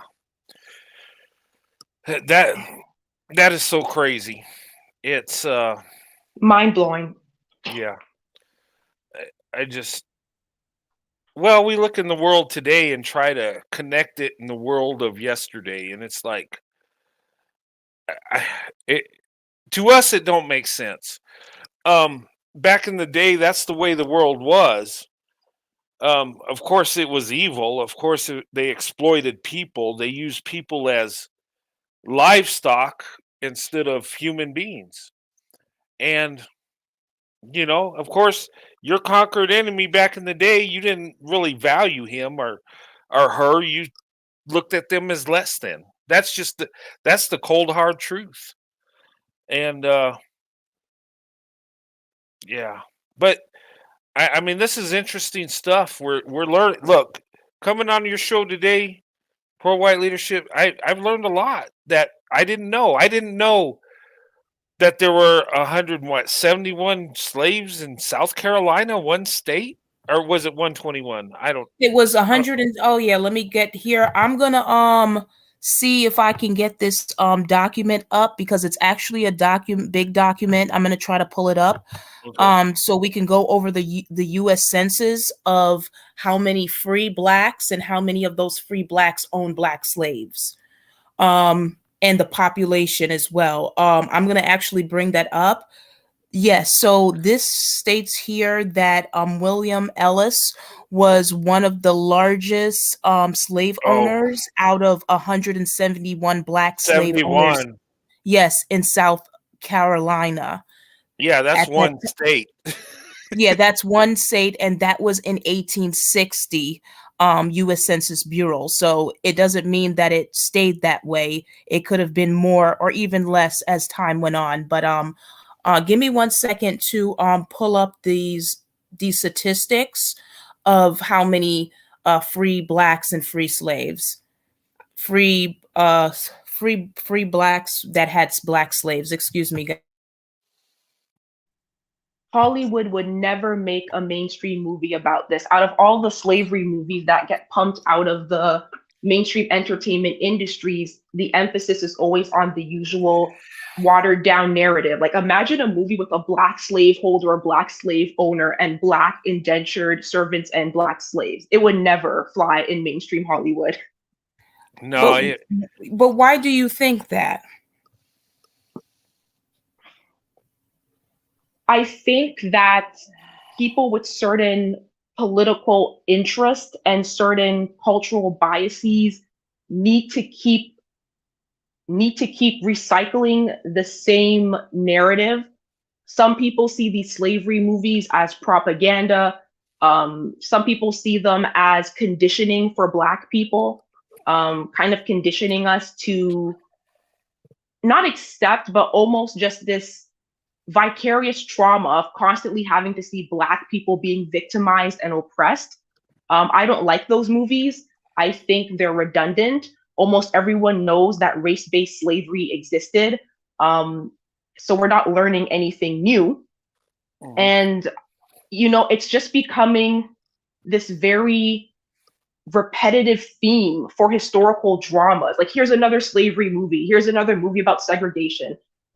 It's not new content. But yeah, I think it's partially propaganda. I think it's partially about socializing people.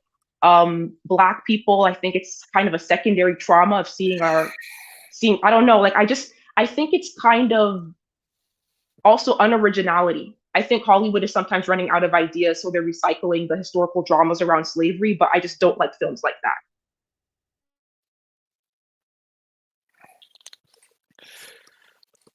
Yeah, but that's just my theory, though. I'm pretty sure, like, I would be open to hearing feedback or critique around kind of my perception of slavery movies. Mm. You know what? My thing on that is the slavery movies. I think if they do movies on that, they need to be really accurate. And not saying they're not, but what I'm saying is, and you know what? To be all fair, if you watched Roots back in the '70s and you watched the new one, I watched them both, and I watched the new Roots, and it's more truthful in how they present it, because they did show like the tribal leaders, the kings, and how they would enslave other tribes, and how they were bringing other Black people to the shores to be sold. To where the original, they just saw white men coming in and just rounding up Black people. They're more honest, I think, with the one I seen. Um, I think we need to be as accurate as we can be, because it's such a sensitive topic. Because it wasn't evil; it was horrific. It was, there was a lot of R-ing, a lot of Emming. It was purely evil. We know this, but we need to see why it happened, who participated in, what was the reasoning, and I think as we went on this show today, I believe it didn't start out as a racial thing at all. It was more economics. It was more about exploiting other people for financial gain. I believe Absolutely. that's what it was. Yeah, there was a big racial element. 'Cause of course, they didn't hold slaves in high value. Of course not. No nation ever did. I just, but, and I'm not saying, I just think we need to get the whole truth, and not just little segments, or just carry it one way. Let's learn it all. What all happened? Who was involved? You know, what were the percentages of white people that owned slaves?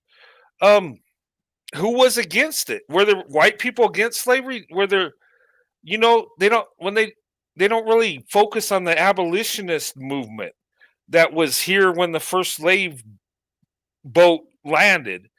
I mean, there was opposition from the get-go. Not everybody was on board with this thing. People did understand that, hey, these are human beings. What are you doing? But we don't get that narrative. We just get it one-sided. And you got to have the whole truth. But it kind of destroys the victim narrative if you tell the whole truth and you look at the rest of the world and say, wow. But if you just look at America, you say, dang, America is the most evil place on earth. No, it's not. You just haven't looked at the rest of the world. And, that's just my thought on it. But I'm Yeah, I glad was. I'm glad we Sorry. talked about this, because we need to. Um, and Mhm. white people need to talk about it too. Don't be afraid. Look, it don't look good. It's uncomfortable, but it happened. Um, but this is a teachable moment, and we're looking at. I think we're seeing more of the truth than what we're fed. We're seeing all the dynamics that brought this together, that made this work. This was a big logistical thing that took place, and it required a lot of black people to make the slave trade work. Let's be honest. But Well, it's difficult to hide stuff in the digital age and the information age. I mean, it's becoming yeah, increasingly difficult to hide hidden histories. And on the topic of like the propaganda element of these slavery movies, I was going to ask if you agree with the theory that not just enforcing the victim narrative, but riling up people, particularly Black people, to incite feelings of animosity or hatred towards the modern contemporary like white population. Like I know people have criticized these slavery movies for many different reasons, but I even heard that theory as well. yeah, I don't think it's healthy to have animosity to white people today. Um, I'm a It's Christian. not productive. It's Yeah, it's not. not productive. I believe that we need to forgive and move on. I mean, in my opinion on this, and I say to black people, I've said when we talk about racial issues and they throw slavery at me, Jim Crow and all this, I say, yeah, that's all true, but do you I'm a Christian and I believe in forgiveness. Do you believe in forgiveness? And can you forgive me? You know me as a person. Can you forgive me for slavery? I'll apologize to you for it. Can you forgive me? You don't need to apologize, Brent. No, no, I know I don't, but I'll say that. Do you forgive me for slavery? And crazy thing is there's a number of black people that say, I don't think I can. Well, wait a minute. I never owned slaves. I didn't participate in this. That's not my sin. So how can you hold me in judgment? You, It's the it's ideological framework that they have, because like if you're coming yeah, from that perspective like of quote white male privilege and feeling as though quote white men have inherited that, they yeah, will always blame white men for the original sin of what they perceive to be the original sin of slavery. It's existed for thousands of years, but I don't have yeah. that point of view. But again, that's how they think. Well, and here's the thing. I mean, I I think it's so hard to have a breakthrough where we can move on from this because of the victim narrative. It's like, yeah, I don't. They quote me on stuff that has happened from slavery to Jim Crow to Rosewood to Black Wall Street, and I know that was evil. I don't look. I study history. I know what you're talking about. I get it, but in today's world, if I didn't participate, how am I guilty? That's like me saying, okay, I seen a black man rob a convenience store, so all black people are crooks. And if I said that, they would say, no, you can't say that. That's stupid. Of course it's dumb, right? You're responsible for your own actions. And that's what I try to put to them. I'm saying I'm not going cover up our history, but come on. I'm here in this world today with you. Are we going to come together, or are we going to stay divided of what happened in the past? But people are so emotionally connected to this and so angered that it's like they can't get past it. Like, okay, this was so evil. You owe me and you owe me. And there's a bottomless pit of how much I owe for something I didn't do. And that's how a lot of white people think. We think, oh my God, I disagree with it. I'm on your side. Why are you blaming me? Um, and it's weird. And then some of us white people are so deep in white guilt, we'll apologize and degrade our own selves and our own community and family, and just admit that it's all our fault. I'm not like that. I don't carry around guilt for something I didn't do. The people I've done wrong in my life, I'm so sorry for. I I pray for forgiveness. But things I didn't do, why would I? It makes no sense. Um, But anyway, I can go all day about this. But I think, you know what? I mean, it is what it is. You just do the best you can. And you know what? We're going to be all right. We're going to be successful as a nation. And look, I think, and I know I'm getting off subject, but I think black women need to open up their options, and I think white men need to embrace black women. And whether you marry them or not, we need to get to know each other and just, I'm on board with that.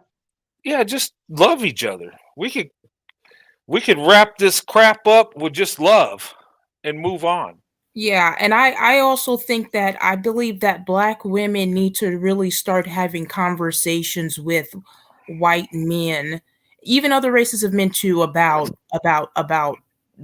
slavery. I think that's something that's needed because what we were told about slavery and about the situation, like I said, the way it's told to us is if all these races of people just came to the continent and just took us. And that is not what happened.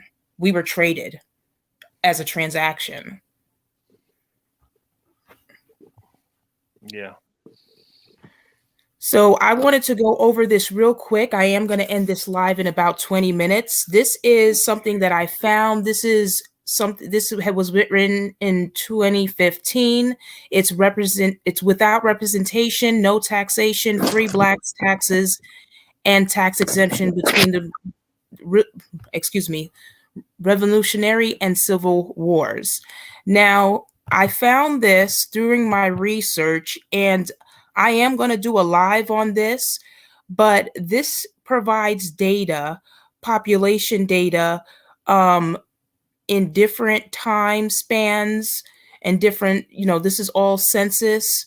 And I found something, extremely interesting in here. Let me give me 1 second.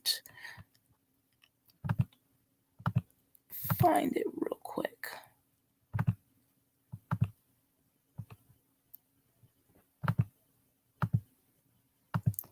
And thanks for entrusting me to permit me access to joining the panel with you. I know I'm kind of a random, so I didn't want you to think I was a troll or I was going to completely divert away from the topic too No, much. that's okay. I actually love trolls, believe it or not. So yeah, she does. I love trolls because I was hoping to get a troll today, because I know, the evidence is here now. So what are we going to say about this now? So, but I'm not getting any trolls today, which is not a surprise, but it is what it is. But maybe next time. Maybe next time. But moving forward, I wanted to go over this. This is a population data from the 1790 census, and it shows you states, number of free blacks, number of slaves, and the population. In 1790, in Connecticut, there was over 5,000 free blacks and 951 slaves.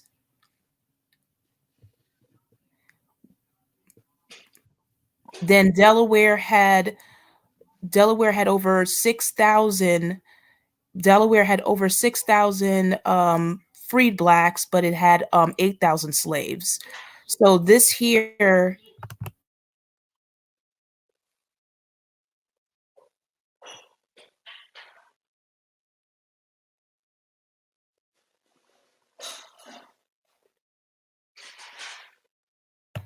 I'm sorry, guys. I have a little bit of background noise.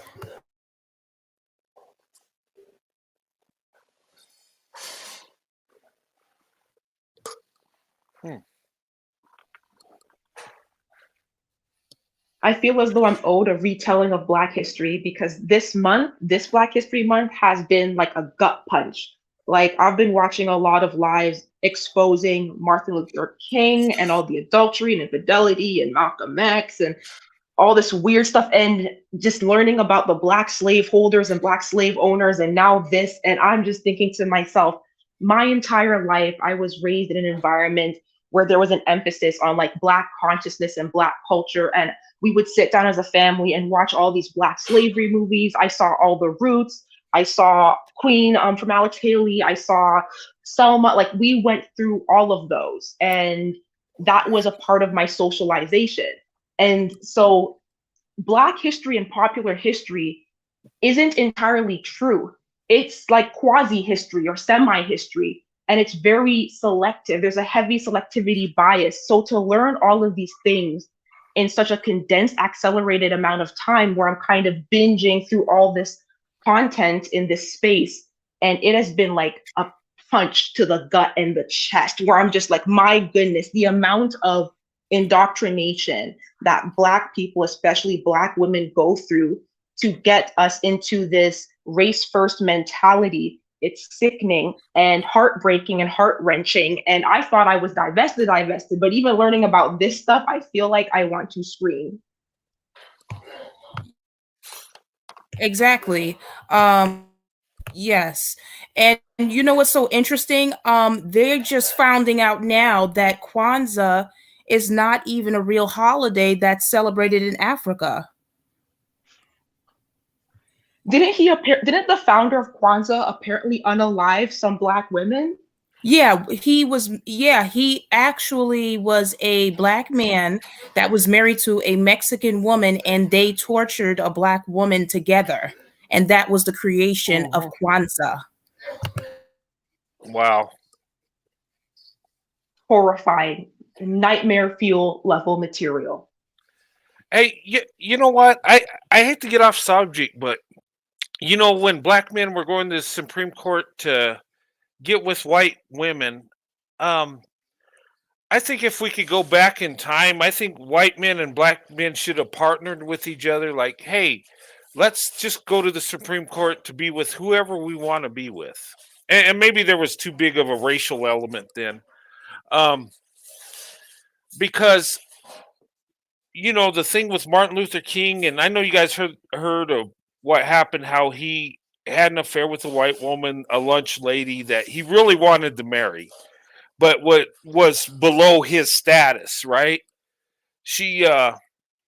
But he married Coretta because, you know, she was successful, beautiful, you know, had all these things going for her. So politically, it made more sense to marry her, but his heart was with a lunch lady, a white woman that was just an everyday white woman. I mean, it was like, and I'm just thinking about that, and I've seen Black men go for white women that have less potential than the Black women that want to be with them, and I'm like, wow. I'm like, and I know this sounds crazy, but can we trade? Can you know what? Look, I've had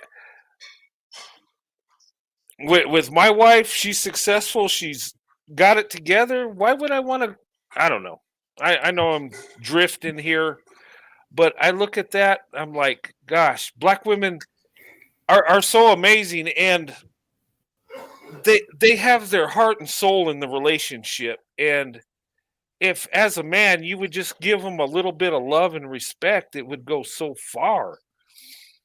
I just and But it even the goes, legal history, even the yeah. legal history of like when you mentioned going to the Supreme Court and recently learning about the legal history of how fast Black men began fighting in the legal system to gain access to the women that, you know, are under white men's patriarchy, and basically fighting for access to Becky. And I mean, Black men can definitely take initiative and fight and not be lazy when it comes to accessing white women, and learning about even that legal fight and how they do, you know, people like to talk about how the Black male collective is very like kind of low functioning, low performing, which is generally true.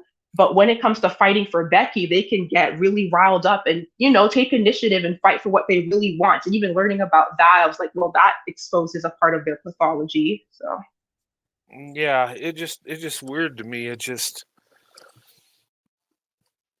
and look, that's why I think the big shift is coming. I always talk about because Black men, a lot of them do love white women. They They have told me all my life, oh yeah, blonde hair, blue eyes, and they even say, why are you messing with black women when you got your own? And I'm like, gosh, you don't even see the value in black women that I see. You're I don't know. I just it blows my mind. But I think things are shifting, and maybe it's a spiritual thing. Maybe it's from God that's going to make us, uh, black women and white men to get together more. Maybe that's why God's allowing us to be more successful and have more love. You know, we're like making the best decisions. I just think, the younger generation, they're going to get out of the segregated mindset, and you know the past on how we stayed race loyal, that's going away. That's eroding as we speak. And look, the new generation, they don't care.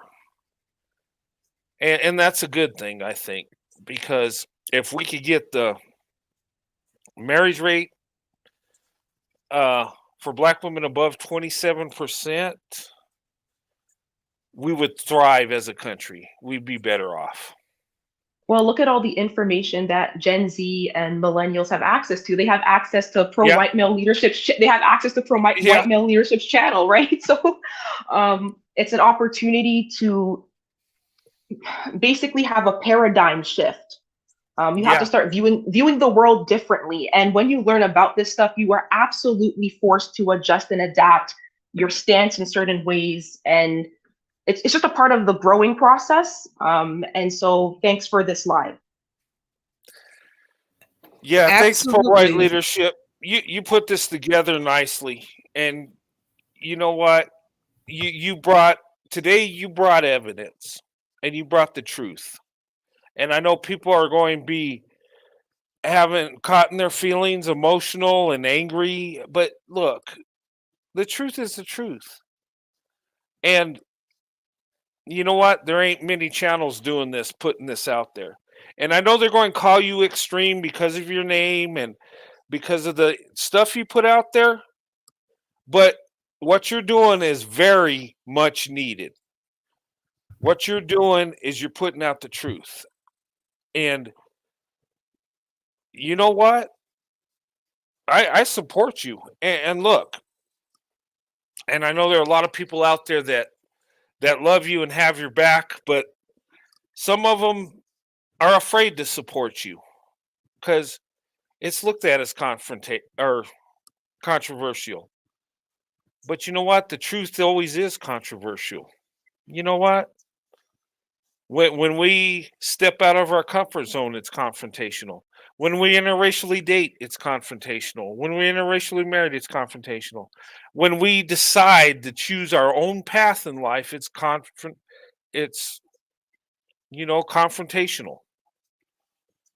And you know, I love what you're doing and I support you. And look, This is the real consciousness raising. In Black activism, they yeah, talk about consciousness raising around race. This is the real consciousness raising that Black women, white men, everyone needs to get the full picture, the holistic picture of the real yes, history of slavery. 100%. yeah, And I do this really for Black women because I think that Black women need to understand, um, the role that Black men have played in basically on how we're viewed as women and as Black women. And they have played a role in this historically, you know, um, and how they have allowed other races of men to also treat us. I think that's very important for Black women to understand that. Not saying that any man have been good to Black women, but for the most part, white men have progressed the most. And I feel like that's something that Black women are just not looking at.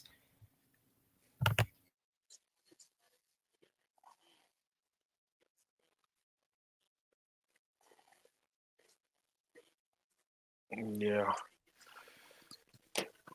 I don't know if it's because so many Black women have their blinders on.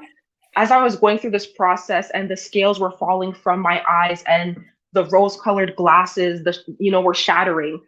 And you start having to kind of recalibrate your politics and your priorities in terms of your identity, right? You're not race first. I think of myself now as a human being who's a woman who happens to be Black. Um, so you even have to kind of like shift around your identity politics in some cases. And it's just the indoctrination and socialization. And I think Black women not seeing the opportunity to partner with white men who have progressed the most historically and have done so much in terms of building and development. I think a part of it is self-esteem. And people talk about the inner work and the emotional work of divesting, which is very important. But if you feel like you're not good enough, why would you feel like you're good enough for the most dominant group of men on the planet, right? Like that's the inner emotional work that people sometimes talk about. And that's why they can't see the potential in partnering with white men sometimes. And a lot of it has to do with the the toxic environment that a lot of Black women are in as young girls. And I talk about the family dynamics, and there's also white men that's married to Black women as well that's also talking about the very toxic family dynamic that we're in. And the way Black families operate, they think the way they are is normal, and they're just not normal. The whole entire dynamic is just not normal at all, and I don't want my children to be a part of that. But what do you think about that?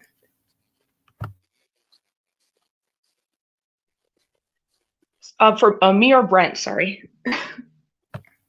You in Yeah. regards to the dynamics of the family, because a lot of the indoctrination that Black women are getting is from the family.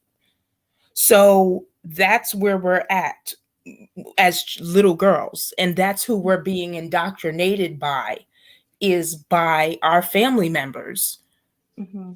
Yeah, I apologize if there seems to be a delay. Like emotionally, I'm still in a place where, like, just hearing all of this, I think mentally, like, my headspace is kind of a bit frazzled, or a bit shaken, only because just reflecting. And in my background, how I was raised, very religious, in the Black church.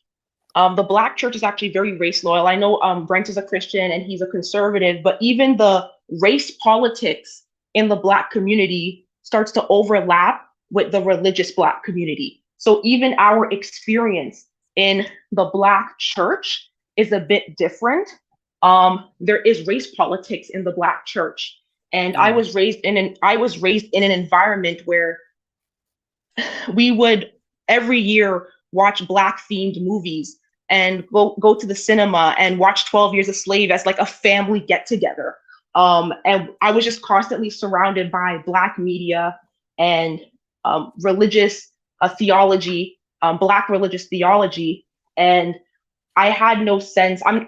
I'm sorry. I'm trying not to trauma dump. I know trauma dumping isn't appropriate sometimes depending on the panel, but in my environment, it was race and religion were some of the two biggest pillars of my socialization, conditioning, and upbringing. And I have questioned a lot of it. I have deconstructed a lot of it, and I'm moving away from it. I don't want anything to do with it. I think it's unhelpful. I think it holds people back. I think it's unproductive, and I think it's traumatic, to be quite honest, especially as a woman, where as a Black woman coming into her womanhood and trying to embrace her femininity, the environment that I was raised in actually downplayed your femininity, because it was all about defeminizing you in a way in the name of religion, but also with an emphasis on education, and just Blackness. And that was kind of my socialization. Two-parent household, but a role reversed two-parent household, which is extremely common in the Black family. So even this notion of getting married, it does not fix things automatically, because there are Black women who are married to Black men, but he is barely really contributing that much. Sometimes called like a bumpa, like your dad's kind of a bum. Um, or he's just like a homosexual husband. Sometimes I call that a hobo husband. So that's kind of my background. And thank you for listening. I'm not trying to trauma dump my lived experience on this platform. I know it's not for that. No, that's what we're here for. Yes, I do have lives like that as well, but you're free to talk because I mean that is a part of it, and a lot of it, like I said, I go into things of, being raised by a Black male identified Black mother is also a problem. Um, because a lot of us have Black mothers that are extremely Black male identified, and a lot of them do not like their daughters. And I go into that as well because that's a part of, breaking your self-esteem down and breaking you down as a Black woman. And I think that a lot of that has to do with it as well. And that's why Black women really just can't see reality, because it's just, because of so much emotional abuse and verbal abuse that we suffer as children is a part of it as well. But we do suffer a lot of mental and emotional abuse in our Black families. That's and it's not normal. The way the Black race operates, it's not normal. No other group of people operates like this. So and it seems like wherever Black men are, the same exact thing is happening, and it doesn't matter what decade, what year, what it's nothing is progressing. And we also blame that on, when I say we, not you and me, but Mhm. even the dysfunction of the Black family unit is blamed on slavery. I've often heard the explanation that the reason why Black parents beat their kids is because of slavery, because the slave master beat us. So that's where we got it from, as if using physical discipline or physical punishment did not exist pre-slavery or pre-colonial era. But that's an explanation that is given sometimes.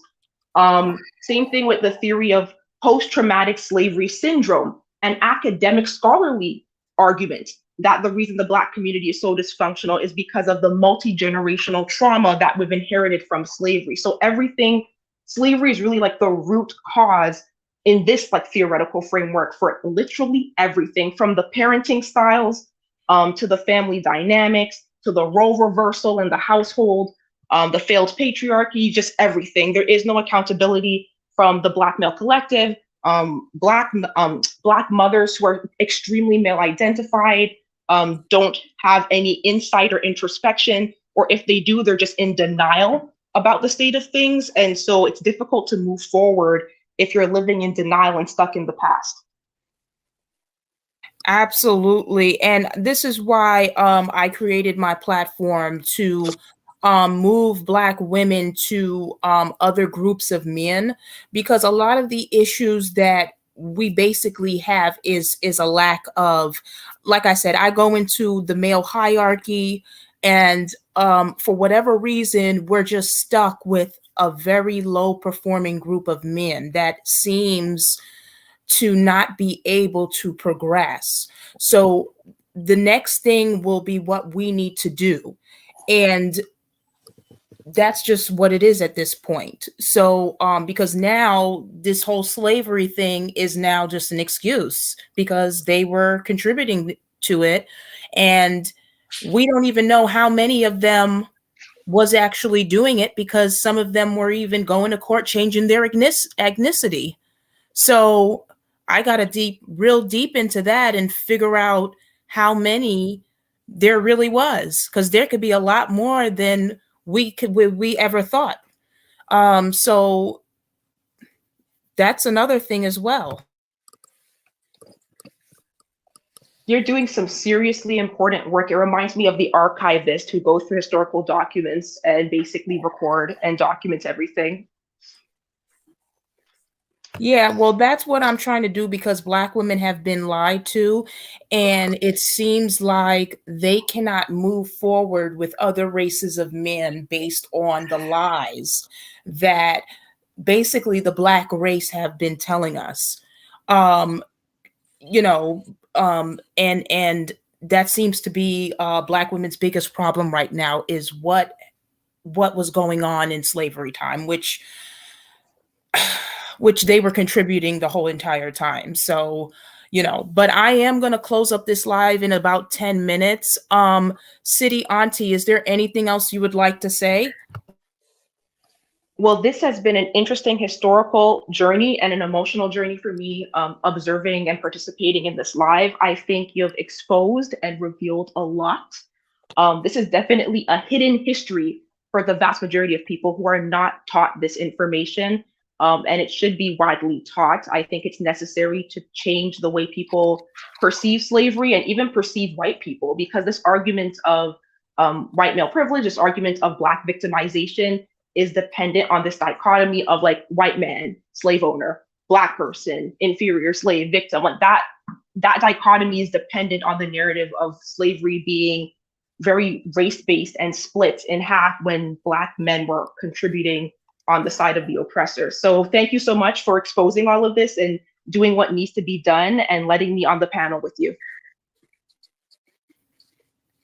Absolutely, and you're always welcome. Thank you so much. And I will be having 2 other lives, but they will be private, so make sure you subscribe and like, because I will be going over the situation with MLK. I will be covering that, but it will be a private live. Thank you. Good to know. And I will also be doing a live on genetic counseling and male performance as well. That's also going to be 2 upcoming private lives. Oh, that sounds really interesting.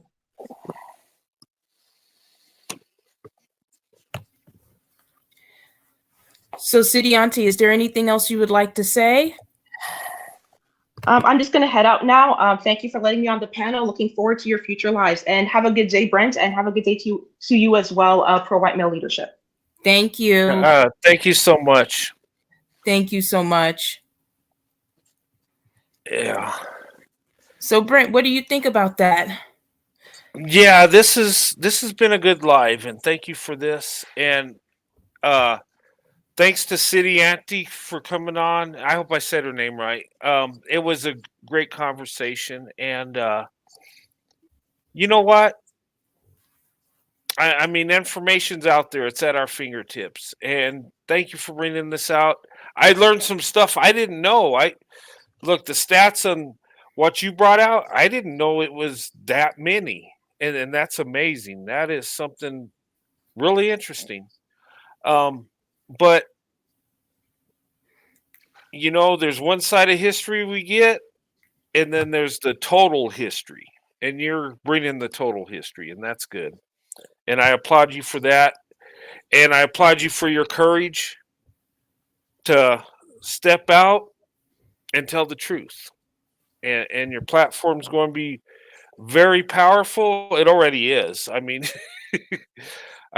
you're doing amazing things, and it's going to build up our sector. And when we put truth out there and we get down to what's really going on, I think our relationships will get better. I think Black women, white men will come together as a power couple. It's going to happen. And we should not feel ashamed of that.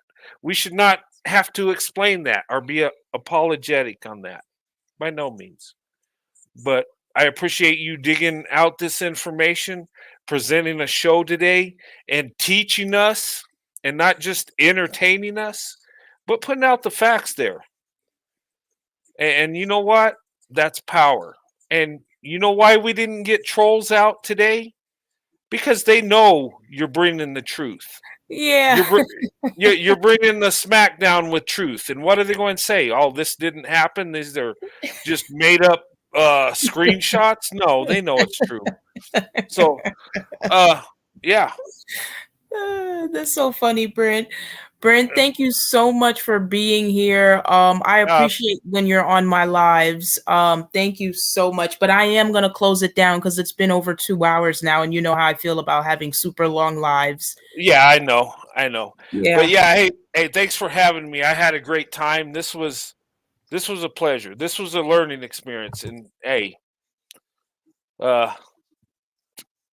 just keep working your magic. It's beautiful. But anyway, I'll see you soon. Keep up the good work, and have a good Super Bowl Sunday. I don't know who you're going for, but I hope your team wins because I don't care. My team's out of it. So, but anyway, no problem. All right. Have a good one. You too. Thank you so much, Brent. I appreciate everything. Oh, thank you. See you soon. No problem. All right. Bye-bye. Bye.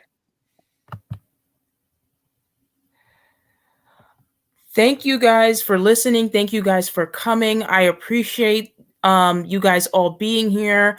I know it's Super Bowl Sunday, so some of you had to leave or some of you will watch this later. I appreciate you, everybody that is subscribed to me. I want to thank anybody that has sent me a Cash App throughout the week. Thank you so much for the support. Make sure you like and subscribe to support my channel. And like I said, I will see you guys next time. Thank you so much.